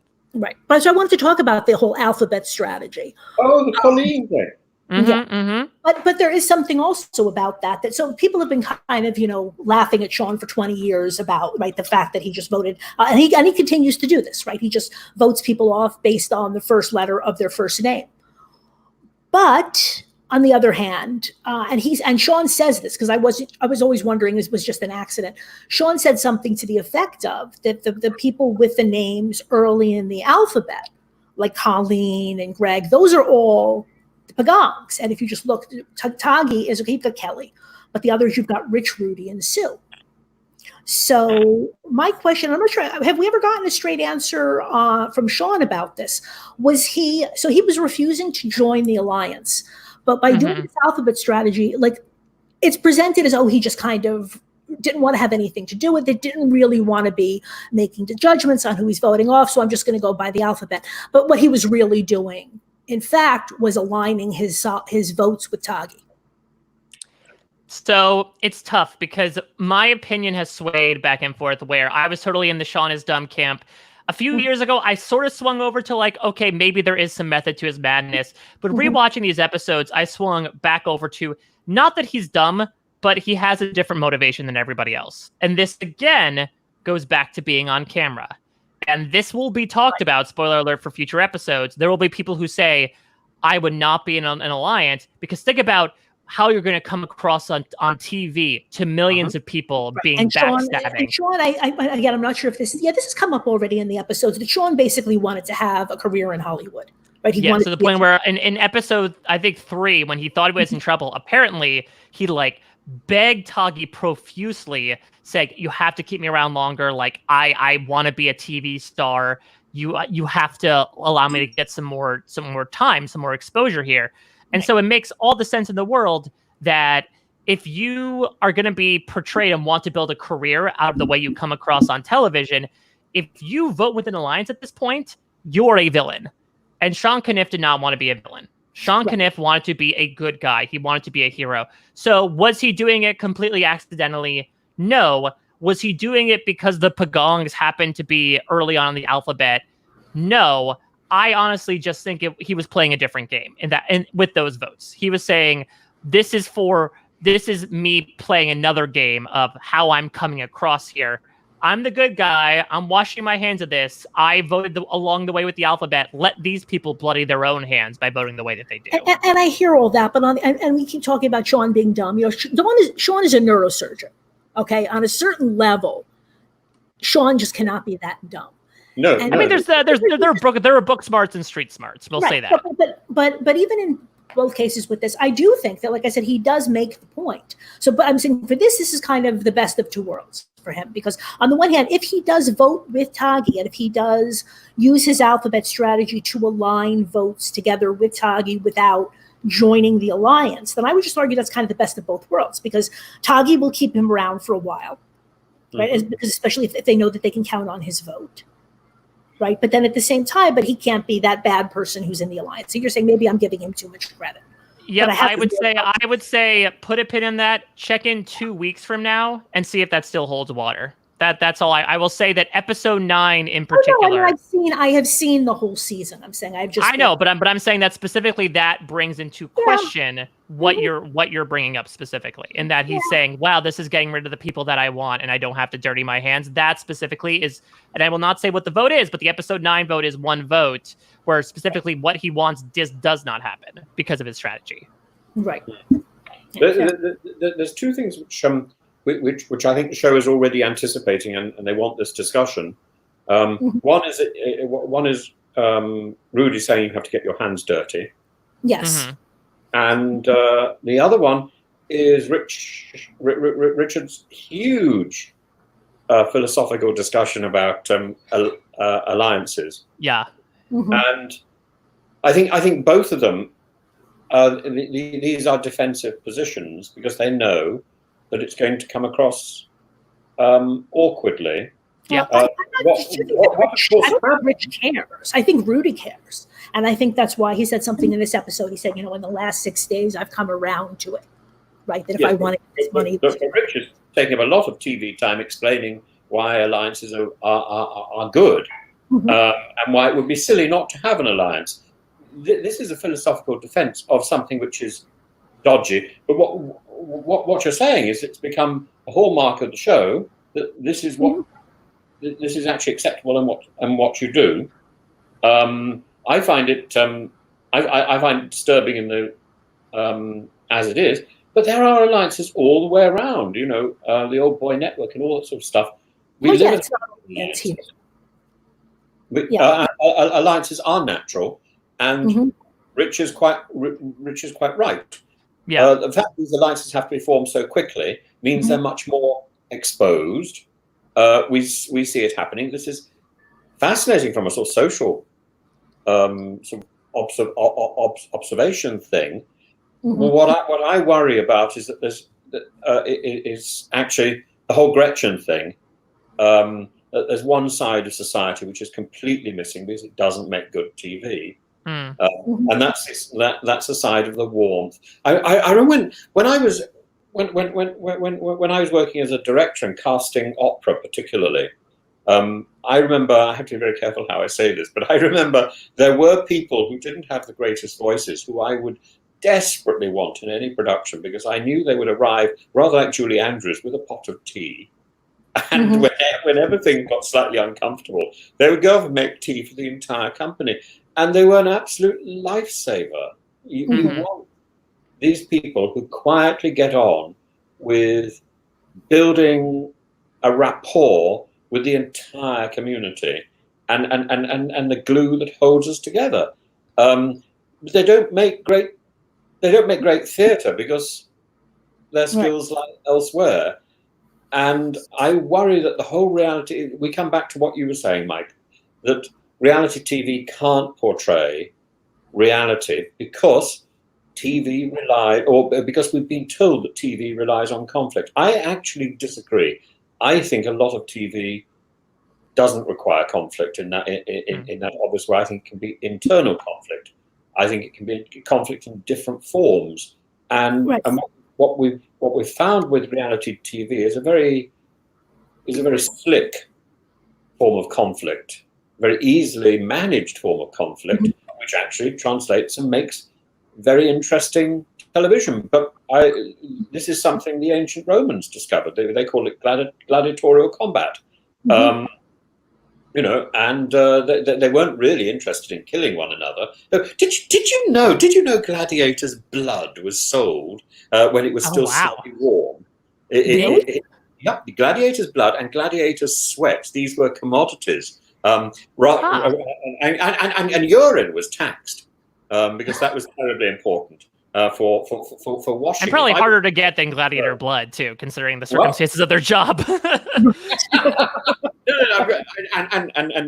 And gladiators were greatly prized, as we find from sort of graffiti in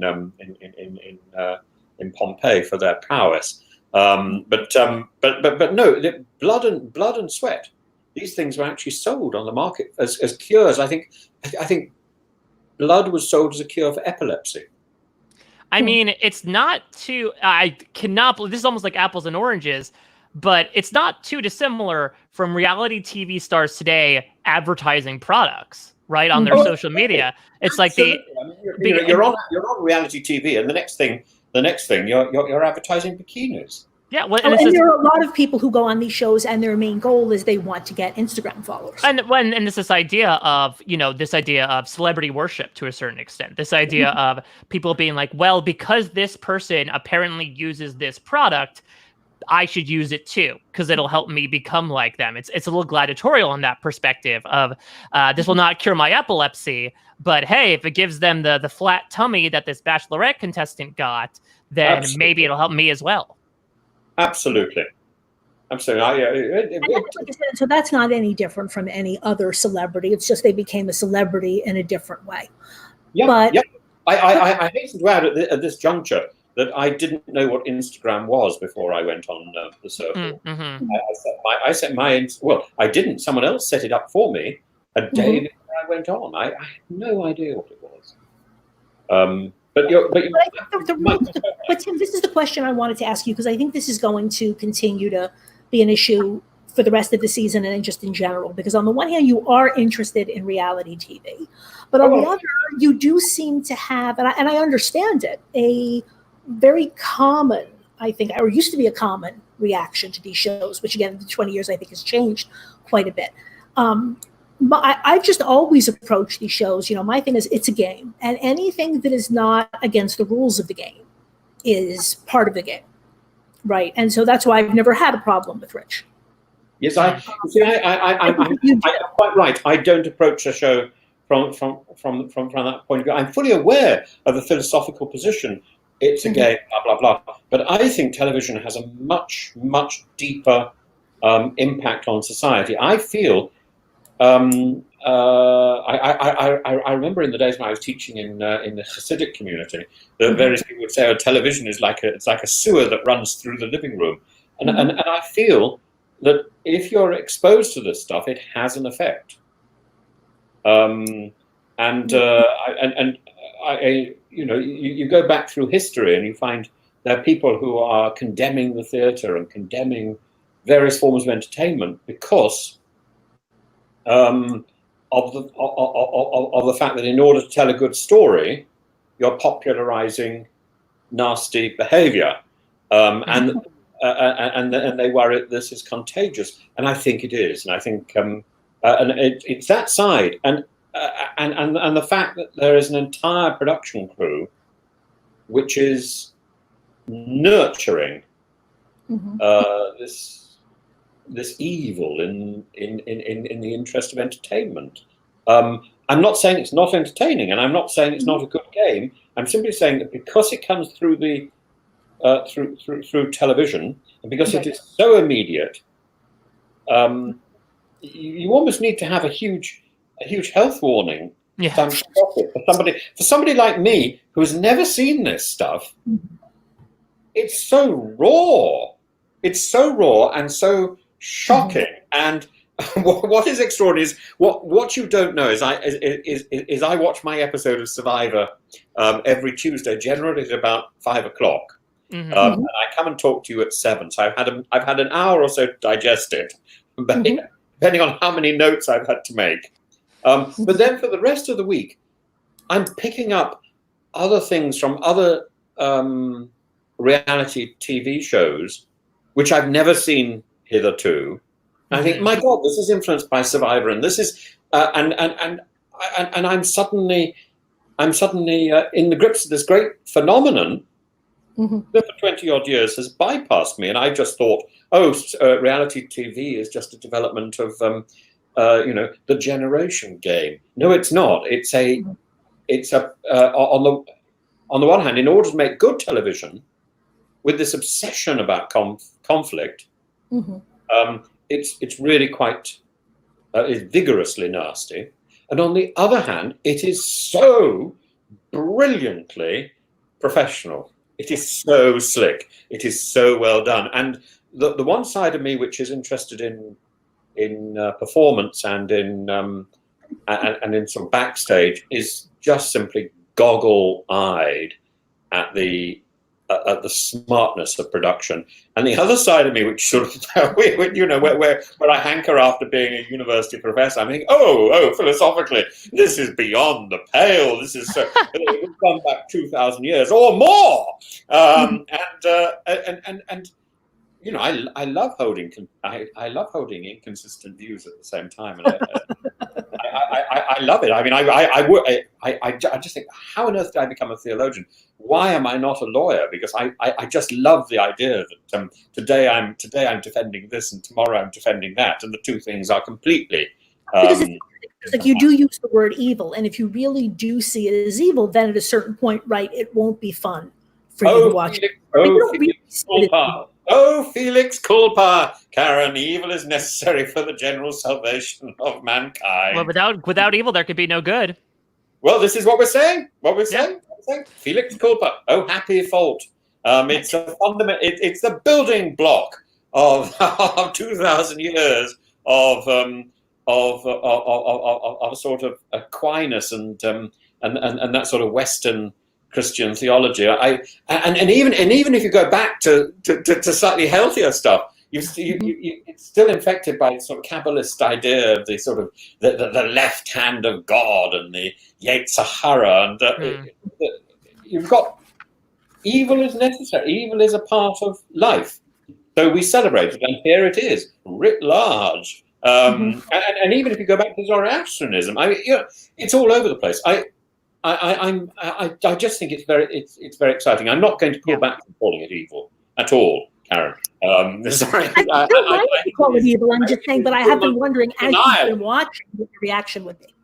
Yeah, sorry? I mean, no, I love hearing all this, because this is something that has made me so drawn into reality TV as well. It's, again, I go back to this idea of creating a society, albeit in a very weirdly bizarre modification. But in a society, you also determine the laws, right? You erect Hammurabi's code, in a manner of speaking, and you say, this is what is good and what is bad in this society. And you'll see in future Survivor seasons that line also changes. There will be some seasons that are highly moralistic, where people say, you broke the alliance by doing this, therefore you are a bad person.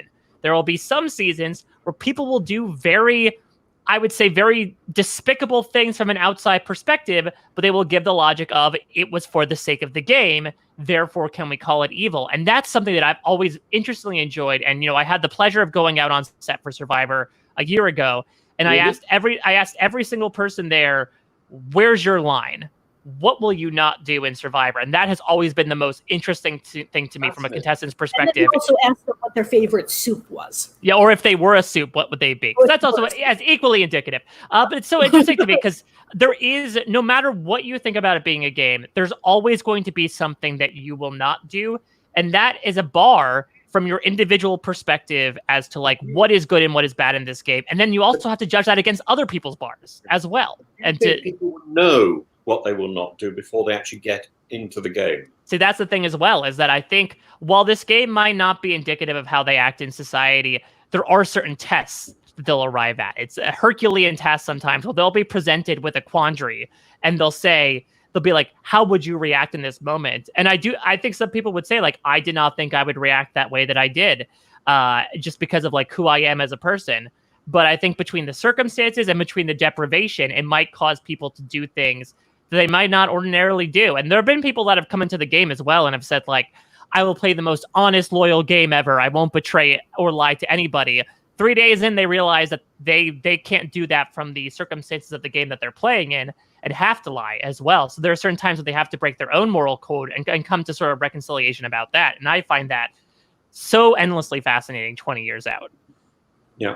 Yeah. The moral compass is a fascinating area. The other thing that I find so interesting about this particular episode and the discussion we had a little bit earlier is Sean's stupidity, because I think there is a virtue on television in being stupid.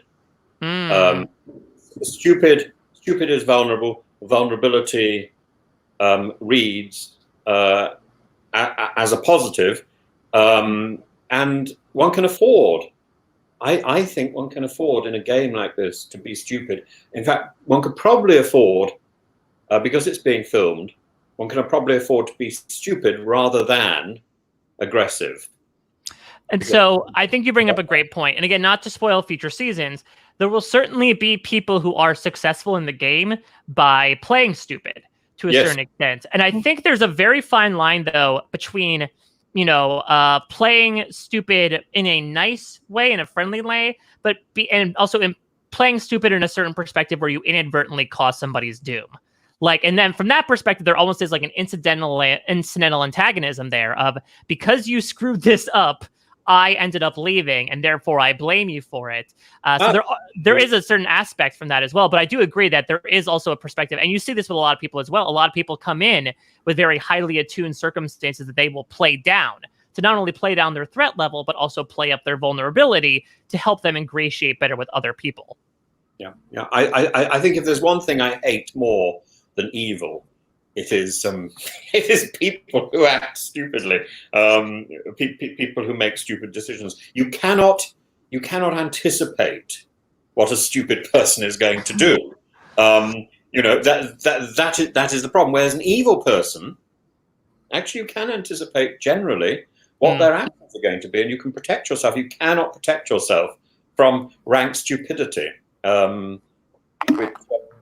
which that's interesting. When you're setting up an alliance, so you're making a good point, which is, like you said, you can ally with, the villain of the season. Like, it's fine as long as you feel like you can predict what they're going to do. Whereas you're talking about a level of stupidity where you literally can't if you can't predict what your ally is going to do, they're just not going to work very well as an ally. And that's happen because there's a limited number of people you can use. And that's another reason why Sean wasn't in the alliance. That goes back to the whole Sean being dumb thing. It's almost like because he plays up his dumbness, that excludes him from the alliance more. Because I think Rich outwardly said a couple episodes ago, like, I was thinking about Sean, but Sean is the more rogue element, right? Sean is not something that I can control. He seems to be more off on his own.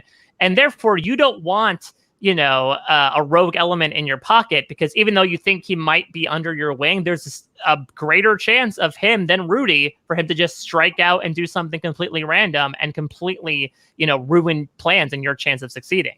So it's interesting. There have been strategies known as like the GOAT strategy, where you take someone who is not going to win the game to the end. But again, there's always a double edge to that sword, where if you keep certain people in your alliance, there's a chance that they might become that person to completely flip your game on its head, despite you trying to keep them in your inner circle. Yeah, you cannot know. But that element, when you look at it like that, that is very close to real life. Interesting.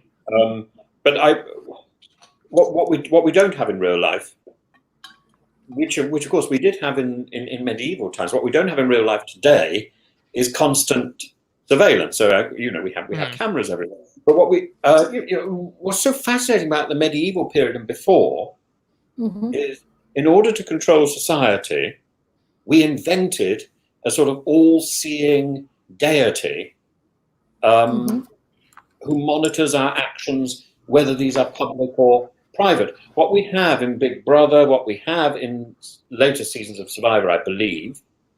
So wherever you've got cameras all everywhere, you're recording real life.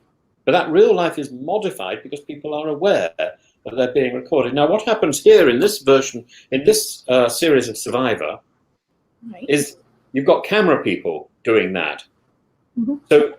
So your contestants know when they're being recorded, and that slightly queers the reality image in itself. Right.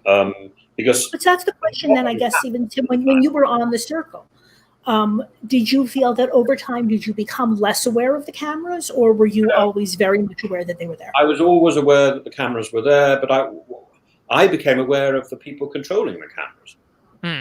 I actually found out their names, but I was very much aware. Everybody has a different tell. The cameras would move in a different way, so I knew this was a different camera person. Interesting. And they were interested in different things that I was doing.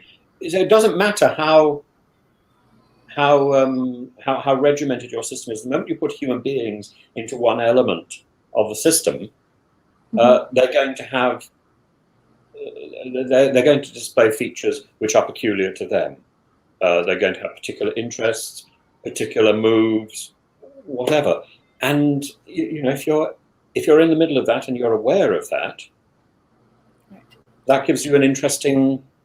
Well, it's a very interesting angle on TV. You're in the middle. You're immersed in this very strange form of reality, which is not quite reality, but it is closer, I think, to some medieval. Well, that's the thing, though, is that at least in this first season, you'll see it in subsequent episodes, that deity you're referring to, for some people, was in the form of the audience at home. It was this idea of like, do what you do in this game, but you will be judged for your actions by the millions of people watching. By the audience, yes.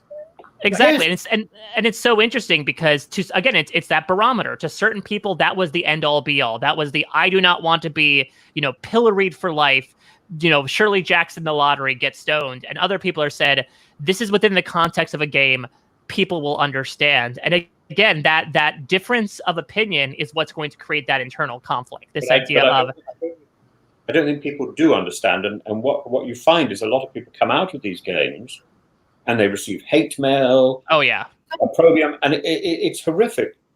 So for them to adjust back to real life, quite apart from the whole problems of adjusting from this experience anyway, Right. they've got this additional problem that they know there are people out there who hate them for what they did in a game, which is just madness. Oh no! I also just realized something with you, Tim, that I never really had thought of before, because with the Circle, and this is one of the ways in which U.S. Circle is different from the UK, but UK Circle is similar to Big Brother in the sense that the show is being filmed while you are participating in it. Yeah. And so when you come out, like I said, well, at least when you're Survivor, right? Whatever you've done, right? You've done it. You've gone home. A few months later, it's going to be on television. You don't know exactly what they're going to show, but you know what the big booms were. You know how it turns out. So you've got a kind of a good guess as to what might, what the reaction might be and what people might be thinking of you. Whereas, on Big Brother or the UK Circle, right? Like I said, this is happening in real time. You come out of that house or apartment building or whatever it is. And you're suddenly, you're just going to get slapped in the face with this reaction, whatever it might be. Which you have no idea has happened. Yep. Absolutely. Although you know that there are cameras there, although you can, because I've got a background in directing and in art and in video making, animation, I could storyboard my own scenes. I knew I knew in a way. Oh, I've just said something. My God, that's something they're going to use. And I believe they did use quite a lot of this sort of stuff. So I sort of saw it in my head. Right. So you can have that, but you can have no idea. You have no comprehension, or at least I had no comprehension at all about how I came across to the audience. And so I simply wasn't. I mean, the Instagram thing. I didn't know what it was anyway. Yeah. And I came out and suddenly I had this buzzing Instagram feed. It took me months to work out even how to act.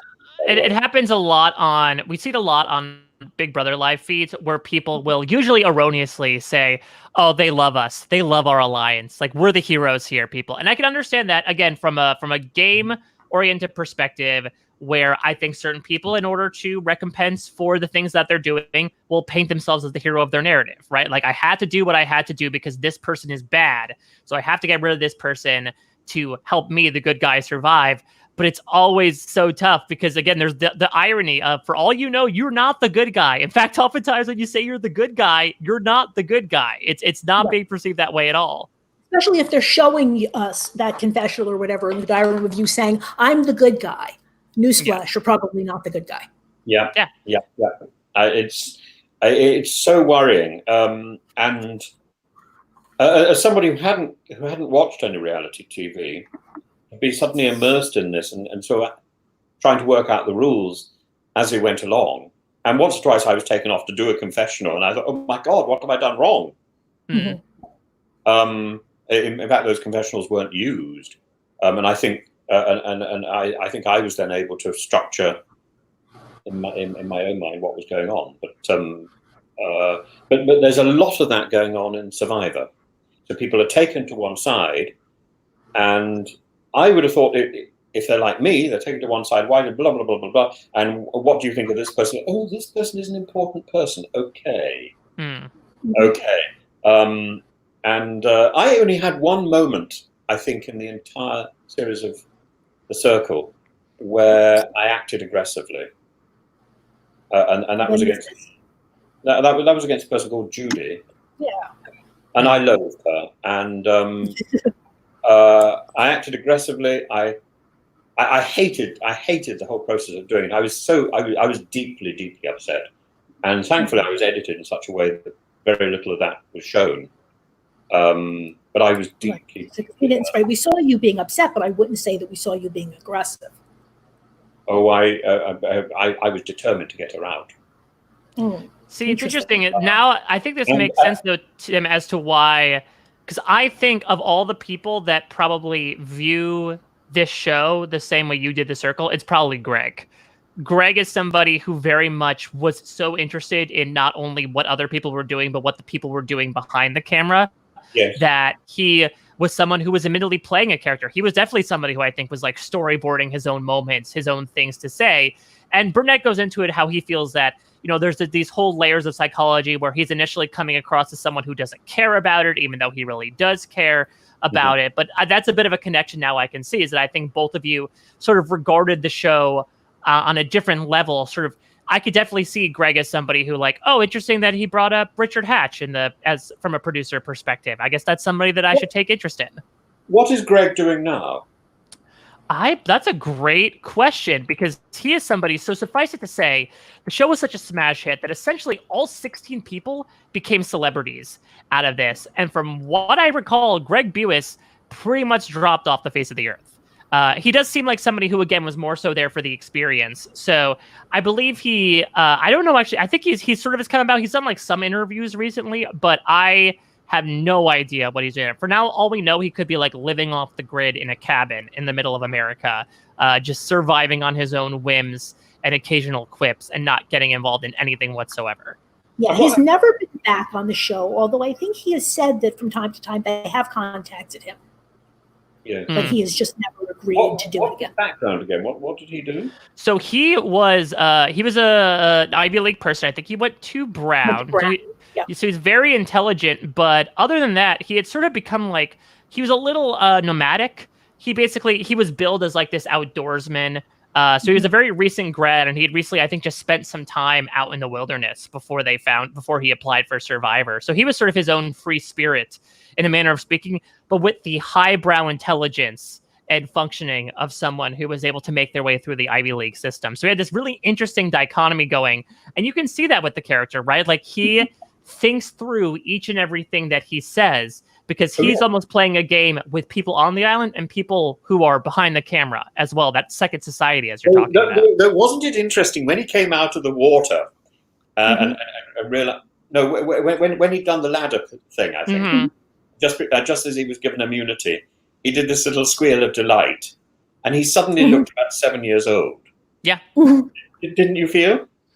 And suddenly there was a sort of vulnerability and a reality there that we hadn't seen up to that point. Right, like you said, because you're right. You said up until then, he has put on a bit of a show about being kind of above all of it. Yeah, right. I wouldn't want anybody to misunderstand me. I wasn't storyboarding my own actions. It's just that having done them, I knew how they'd work. Right, exactly. And I think. I would like to think Greg was the same, but I think it is possible that he was sort of self-censoring, which I think isn't necessarily going to make for the most riveting TV. He doesn't become one of the main characters, and that may be the reason. Right. Yeah, well, it might be what you were. Sorry, go ahead, Mike. I mean, there were stories about him also, subsequently angering production by acting that way, which is essentially to be a little dismissive of them, outright belligerent sometimes. And so you can imagine that to a certain extent. I mean, the story was in the second tribal council, the one where BB went home.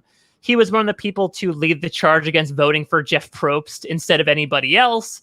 And he was making a mockery of it. He was, when BB left, he went into a pirate voice and would say like, "Oh, and a good matey you were to sort of like bring up the mood." But at that time, the solemnity of tribal council was something that the show was going for so much that production, specifically Jeff Probst, was very angry at what Greg was trying to do. So I could see that actually apparently came out to tribal council and yelled at them for not taking it seriously. Something like that. But there was also apparently after the Greg thing, Mark Burnett found Jeff at his hotel and had to talk him down from because Jeff was steaming at what Greg was doing. So I could also see to a certain extent them being well, again, Greg is to a certain extent that problem child that if you give more attention to, it only feeds their behavior. So to a certain extent, if we ignore him from a certain perspective, then that means that we don't have to deal with that issue. And if he wants to come out of his woodwork to be, serious sometimes he can be.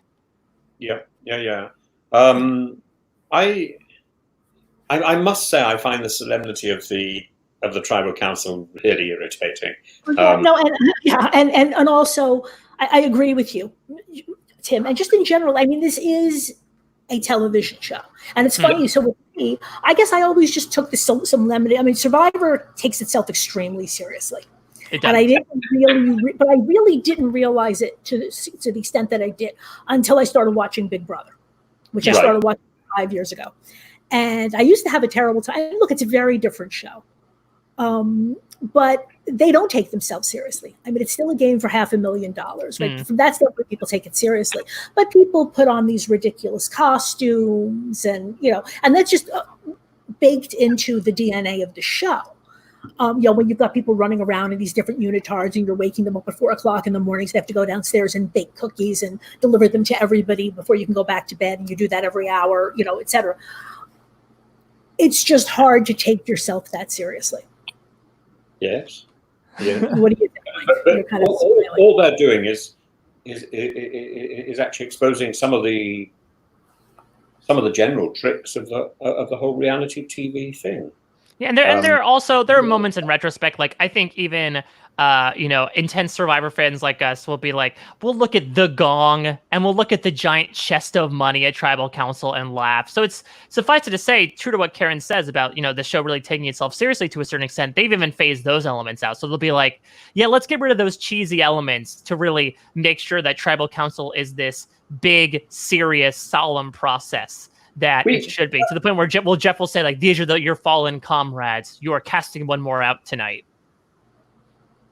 As Gretchen left, didn't we see a much longer road this time? Yeah, I wonder if that's another thing where they moved, because, they typically built a little booth for them to do their final confessionals at. Maybe they moved it further back. So they built out, I guess, more runway to have them get to that area. Right. I see. Yes.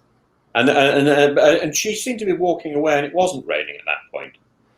Yeah, I don't know, because a typical tribal council, at least from a modern day perspective, will take anywhere in the range from about an hour to an hour and a half, which obviously cuts down to like maybe 7 minutes at the most. So it could be possible. Like there have been some times when people get drenched going into tribal council, but by the time they walk out, they're completely dry. And especially I can imagine with the tempestuous weather that happens in those tropical climates, that it would not be surprising if the downpour that came before tribal council is completely gone by the time Gretchen's voted out. Yeah. Oh my goodness. Right. And also, I think I read something, right, that apparently when she was voted out, all the cameramen, I mean, everybody wanted to go and give her a hug. And that was the first time it happened. And I'm not sure it happened again. Really? No. Yeah. I mean, there are definitely going to be production favorites, especially in those first few seasons. But again, I think the guise of professionalism is really going to come up once Survivor becomes more of a well-oiled machine, that it's like, don't break the fourth wall from both perspectives, in that, you need to act professional and not play favorites. But because these people were the first purveyors, they were watching Survivor in real time before millions of people were, they were having emotional investment in these characters. And so it's almost like a reflex that they ended up partaking in. I just think, although you got this fourth wall, you are so conscious of production. You're so conscious of these wonderful people who know what they're doing, and you're in their hands. And it's very much like a religious experience, really. That you're, and to get a hug when you're going off from somebody who knows looked after you for a month or whatever, I think that not to do that because you're being professional, I think would be wrong. I think it's almost essential. These are the people that you have a very deep relationship with, even if you don't see them and even if you don't talk to them. They're invested in you every day. Especially in your case, because you were not having in-person contact with anybody else. When you're on Survivor, yes, you're very aware of production, but you're also very aware of the other 15 people. But it's more than that. I'm saying these people are watching you all the time, and you know this. They're editing. They're seeing the good things, the bad things. And actually, you, in order to be on these shows, you have this trust with them that they're going to make you look good, even if hope they're going to make. You have that understanding because they could make you look awful. And you could have one of these George Galloway moments. There was an MP on British Big Brother, British Celebrity Big Brother. We had a repeat of it the other day, and I saw a few minutes of it. It was very strange. It was like one of these Escher moments. I was watching the show. My partner was filming me. The show was the show Celebrity Big Brother was being watched by a thing called Celebrity Gogglebox, and in turn you've got these people in Big Brother who were being watched themselves. So it was like sort of standing in one of the lifts with two mirrors, and exactly. It was quite extraordinary. But the key moment. And I hadn't seen it before. I'd read about it, and I'd drawn pictures of this man. This man was a very left-wing politician called George Galloway, and he went on the show, I think, to revive his political career, and he ended up being persuaded to drink a saucer of imaginary milk, and to be stroked and called be called a cat and treated as a female cat as well. Not only was he emasculated. It was just something they were hanging around, and this is something he decided to do, or was it like part of the competition? It was a game which was set up, and in that process, in that one moment, he jettisoned his entire political career, and that was his political career destroyed. Whatever he went on the show, I mean, he's done some second-rate journalism since, but whatever he went on the show, I'm sure it was to re-energize his political career, and that was a disaster. And so, in one sense, you've got situations where you've got production which will take advantage of a nasty moment, but for the most part, I think production is there to make sure you're going to continue. And you're going to look as good as you possibly can. You're going to be lit beautifully. You're going to be filmed beautifully, and there's some element of truth which will come out about your performance. And I think, as somebody who's been on a show, you're aware of that, and I'm enormously grateful. I was enormously grateful for the entire period of these people who were looking after me, and I felt looked after. And when I came out of the show, and people told me that I'd not embarrass myself too much, and that I did quite well. I thought that's because of these people, and I've not seen very much of it, but I saw one scene where I think it's on YouTube actually, where they got me dancing, and they got me dancing on the beat, and I thinking, wow, I don't know whether I actually did that, but it ended so well. I looked like and I think, wow, this is just amazing. They've given me a sense of rhythm that I never actually had in my real life. Oh yeah, no, it's definitely true that they can make you look better or worse. They have a tremendous amount of. But I think even with Survivor, where I think there's maliciousness there. The crew are making people look good, right? And the malice is. I think you're right. Generally, you want most of the people. It is infecting people. Right. It's no fun. One of the other fascinating things I found about the circle was when we had this nastiness with Judy, who was in fact a rather charming man called Richard Madeley, who was a television personality, and he was told to be nasty. I felt that what he'd done, or what Judy had done, was to bring evil into this little paradise, right? And she infected everybody, me as well. And he was basically told to do this, right? He was giving it an assignment to basically. Yes, but even whether he'd been told to do this or not, the fact that he did it, right? This is the fact. It doesn't matter what your intention is or what your reason is. You do it. And you do, and you are just nasty, and that's how it comes across.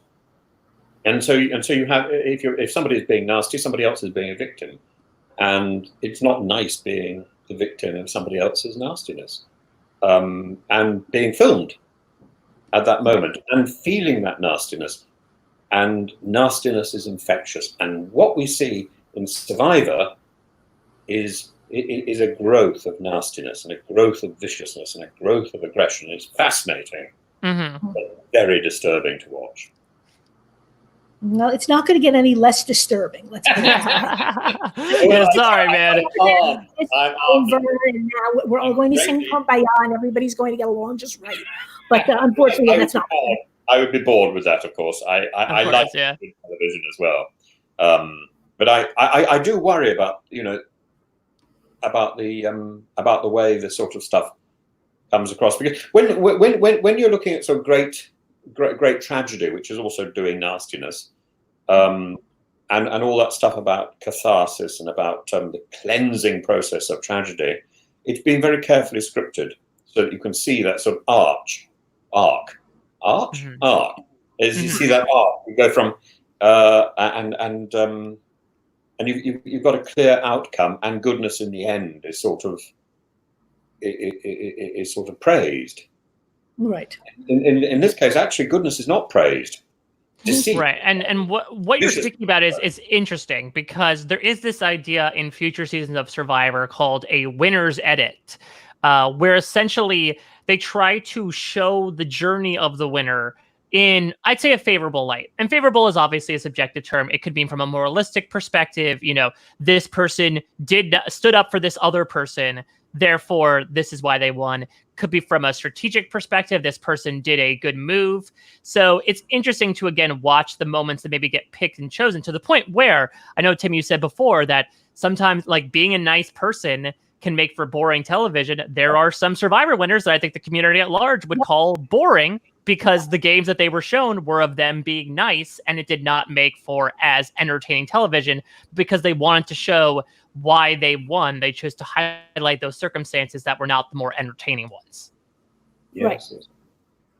Yep, I entirely understand this, and that's what I think makes Survivor so interesting for me. To be there almost at the beginning of this whole phenomenon. And I think it's a phenomenon which is going to continue. Yeah, I think we're... It's cheap. Yeah.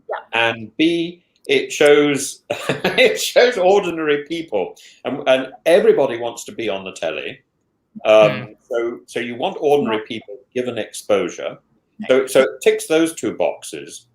And then I think...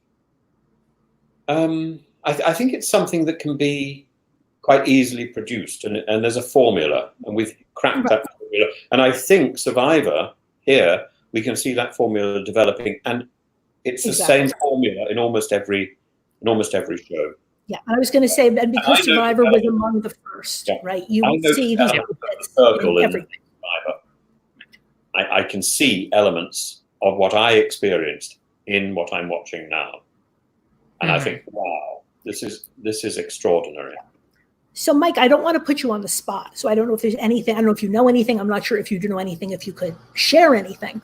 But so when they finished Winners at War back in May, and Jeff Probst said, we're going to be back on your TV in the fall, which sounded kind of crazy.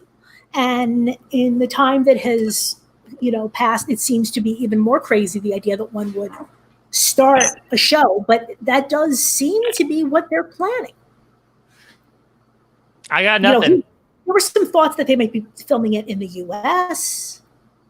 I have no information. I have not been privy to any sort of updates outside of anything that will be concretely said by CBS. I know there are rumors out there. I know recently the Fijian government had an announcement where they were going to go into phase 2 of their coronavirus recovery plan, which essentially involves opening up to several filmed productions.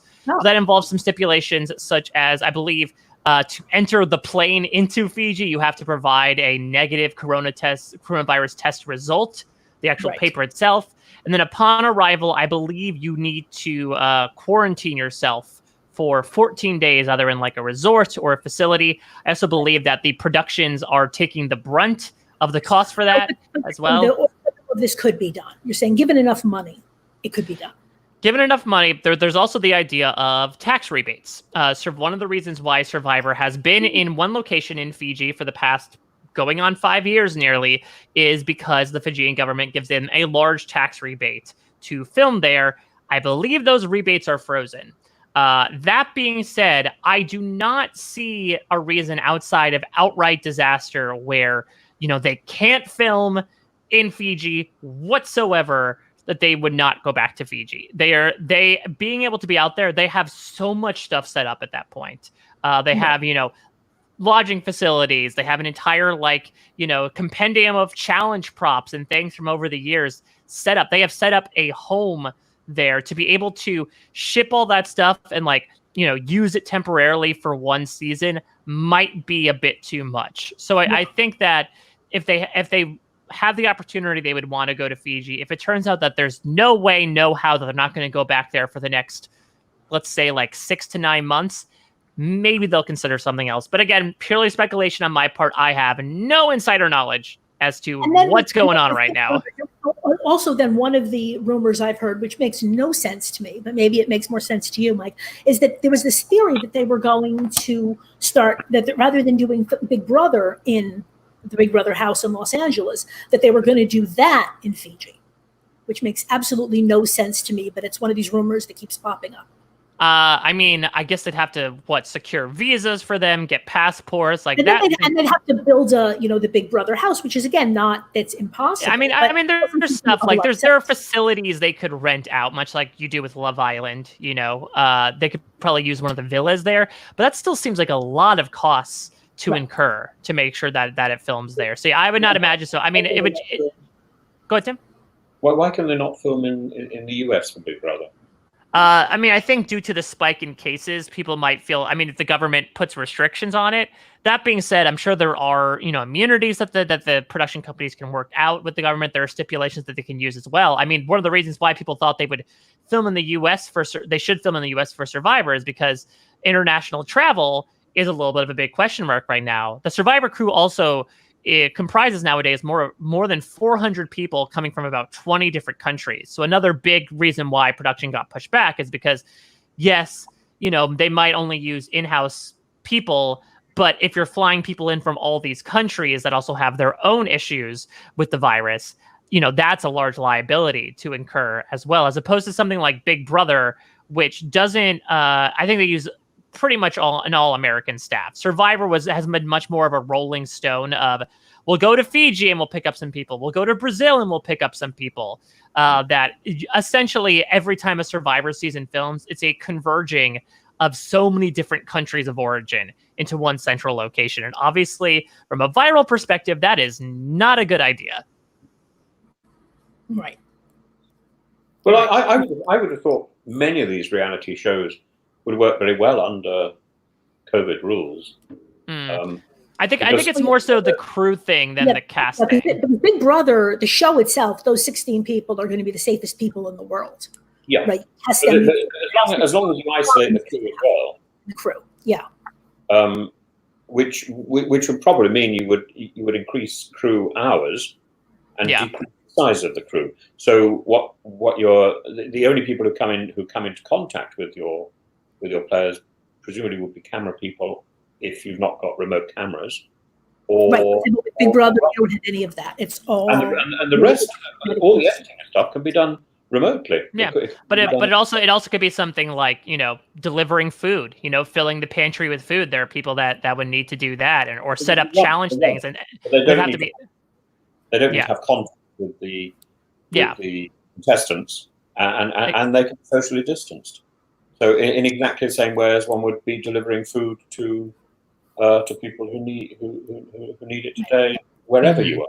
Yeah. Right. But I think it's more likely if, like you say, you take a smaller crew and then you also isolate them with the contestants, right? Like even with Big Brother, right? Somebody has to go and, like I said, buy snacks and put it in, the storage room, right? Yeah. So but you have a certain number of people who are willing to be away from their families for, and again, it's a long period of time, maybe 100 days, maybe it'll be short, but it's still a very long period of time to expect people to be away from home. On the other hand, if there's no other TV production going on, and this is the one opportunity people have for a job, maybe people will do it. I don't know. And equally, if there's very little other TV production going on, this is a guaranteed sell, isn't it? Right. Yeah, it's going to become this interesting sort of reversal from my perspective where, I think there's less talk about these reality shows opening up and the uncertainty involved as much as the scripted shows, where it's become a bit easier. So it's this odd sort of reversal where in the early 2000s, there was this big boom of reality television because it had produced drama and it was cheaper to make than a scripted reality show. And now we've sort of experienced the reverse, where I think just due to, the amount of crew members involved in a typical reality show, now people are looking to scripted shows as the more appealing and less cost incurring solution. So it's obviously this year in general has felt like a bizarro universe. And that's another indication of it, that something that a scripted show probably has a better chance of reopening production in the next few months than a reality show at this point. Yes. Interesting. I don't really understand yet about scripted shows, so I will have to be introduced slowly. You're going to have to introduce me to that one. I will come to you, cap in hand. Yes. Well, I'm sure that you have watched scripted TV. Oh, I love scripted TV, but scripted reality shows I haven't really. I know some of them exist, and I. No, if it's a scripted, I'm saying no. If it's a reality show, then in theory it's not scripted. Those are supposed to be two separate sets. Yes, but I think there is a form of reality TV scripted.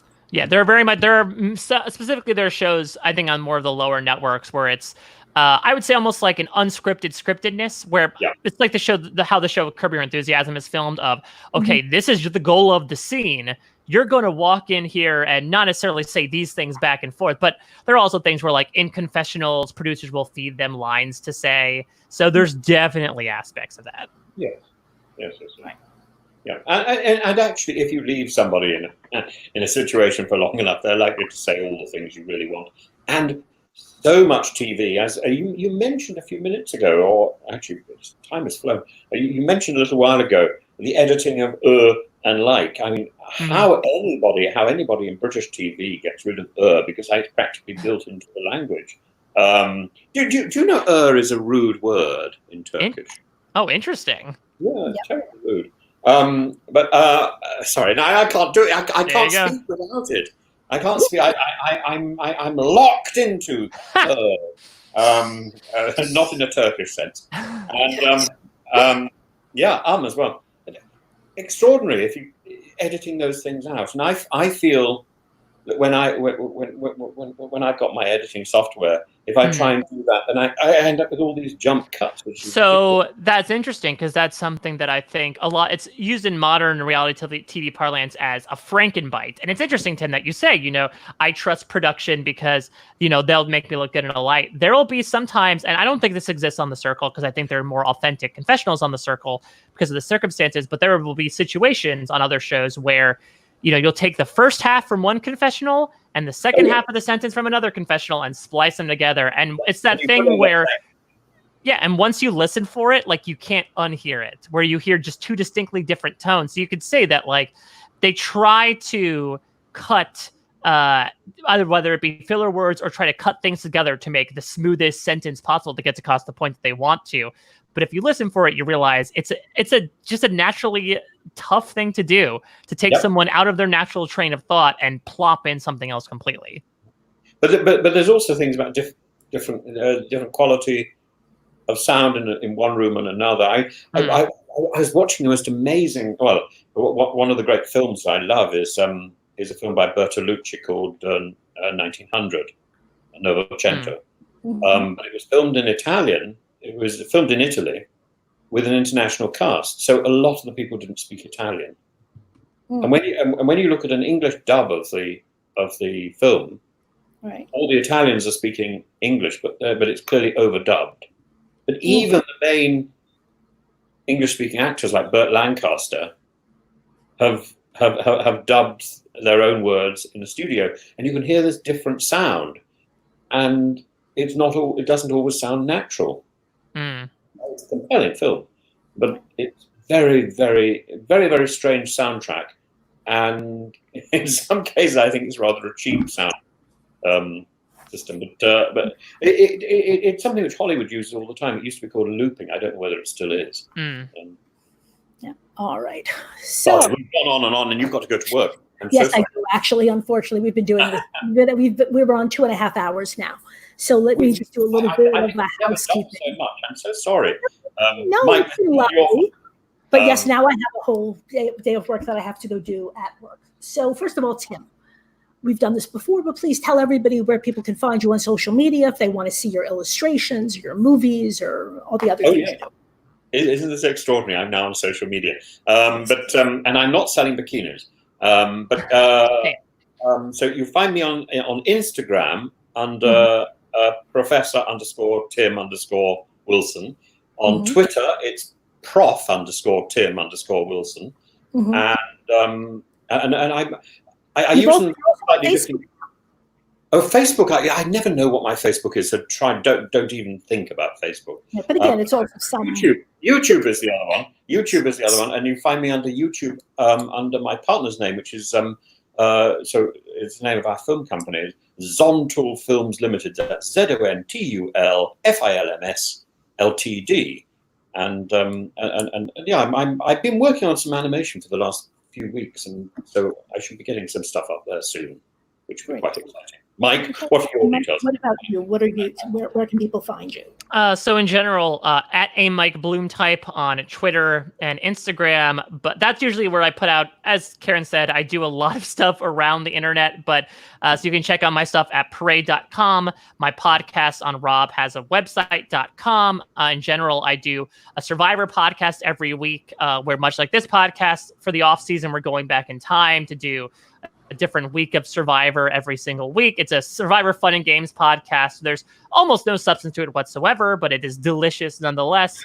Covering Lost on postshowrecaps.com, as well, covering Top Chef and all little sorts of stuff in between. I just go to at a Mike Bloom type on Twitter. It's easier to explain there, and just check out all the little tidbits that I'm very fortunate enough to work on. And Karen and Tim, thank you for having me on. I loved getting to re-explore this season. That made me fall in love with reality TV and Survivor in general. That has become such a big part of my life. So it's getting the opportunity to vomit out the mouth of words about this show and the conundrums that they provide and the interesting facets of this particular episode was such a joy to get to uncover again. Mike, can I ask, if you were talking about this episode last week or 2 weeks ago or so, did you feel that we handled it in a different way? In terms of what the tackling of the, I just think this is just a very particular episode for the history of the show.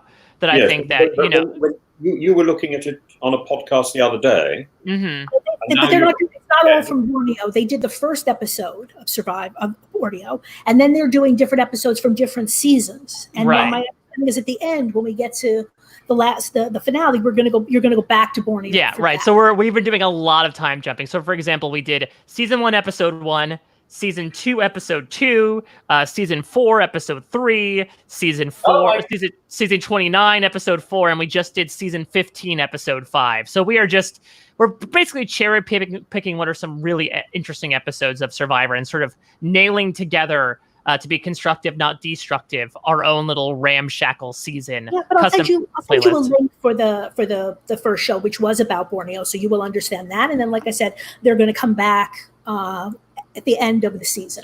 Now they're running a few weeks behind us, but in I don't know 2.5 months time, whatever, there will be another show about the finale of Borneo.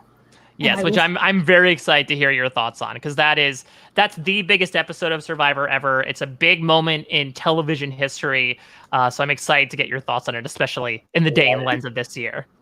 Absolutely. As you know, I just love the whole media aspect to it. Yeah. Well.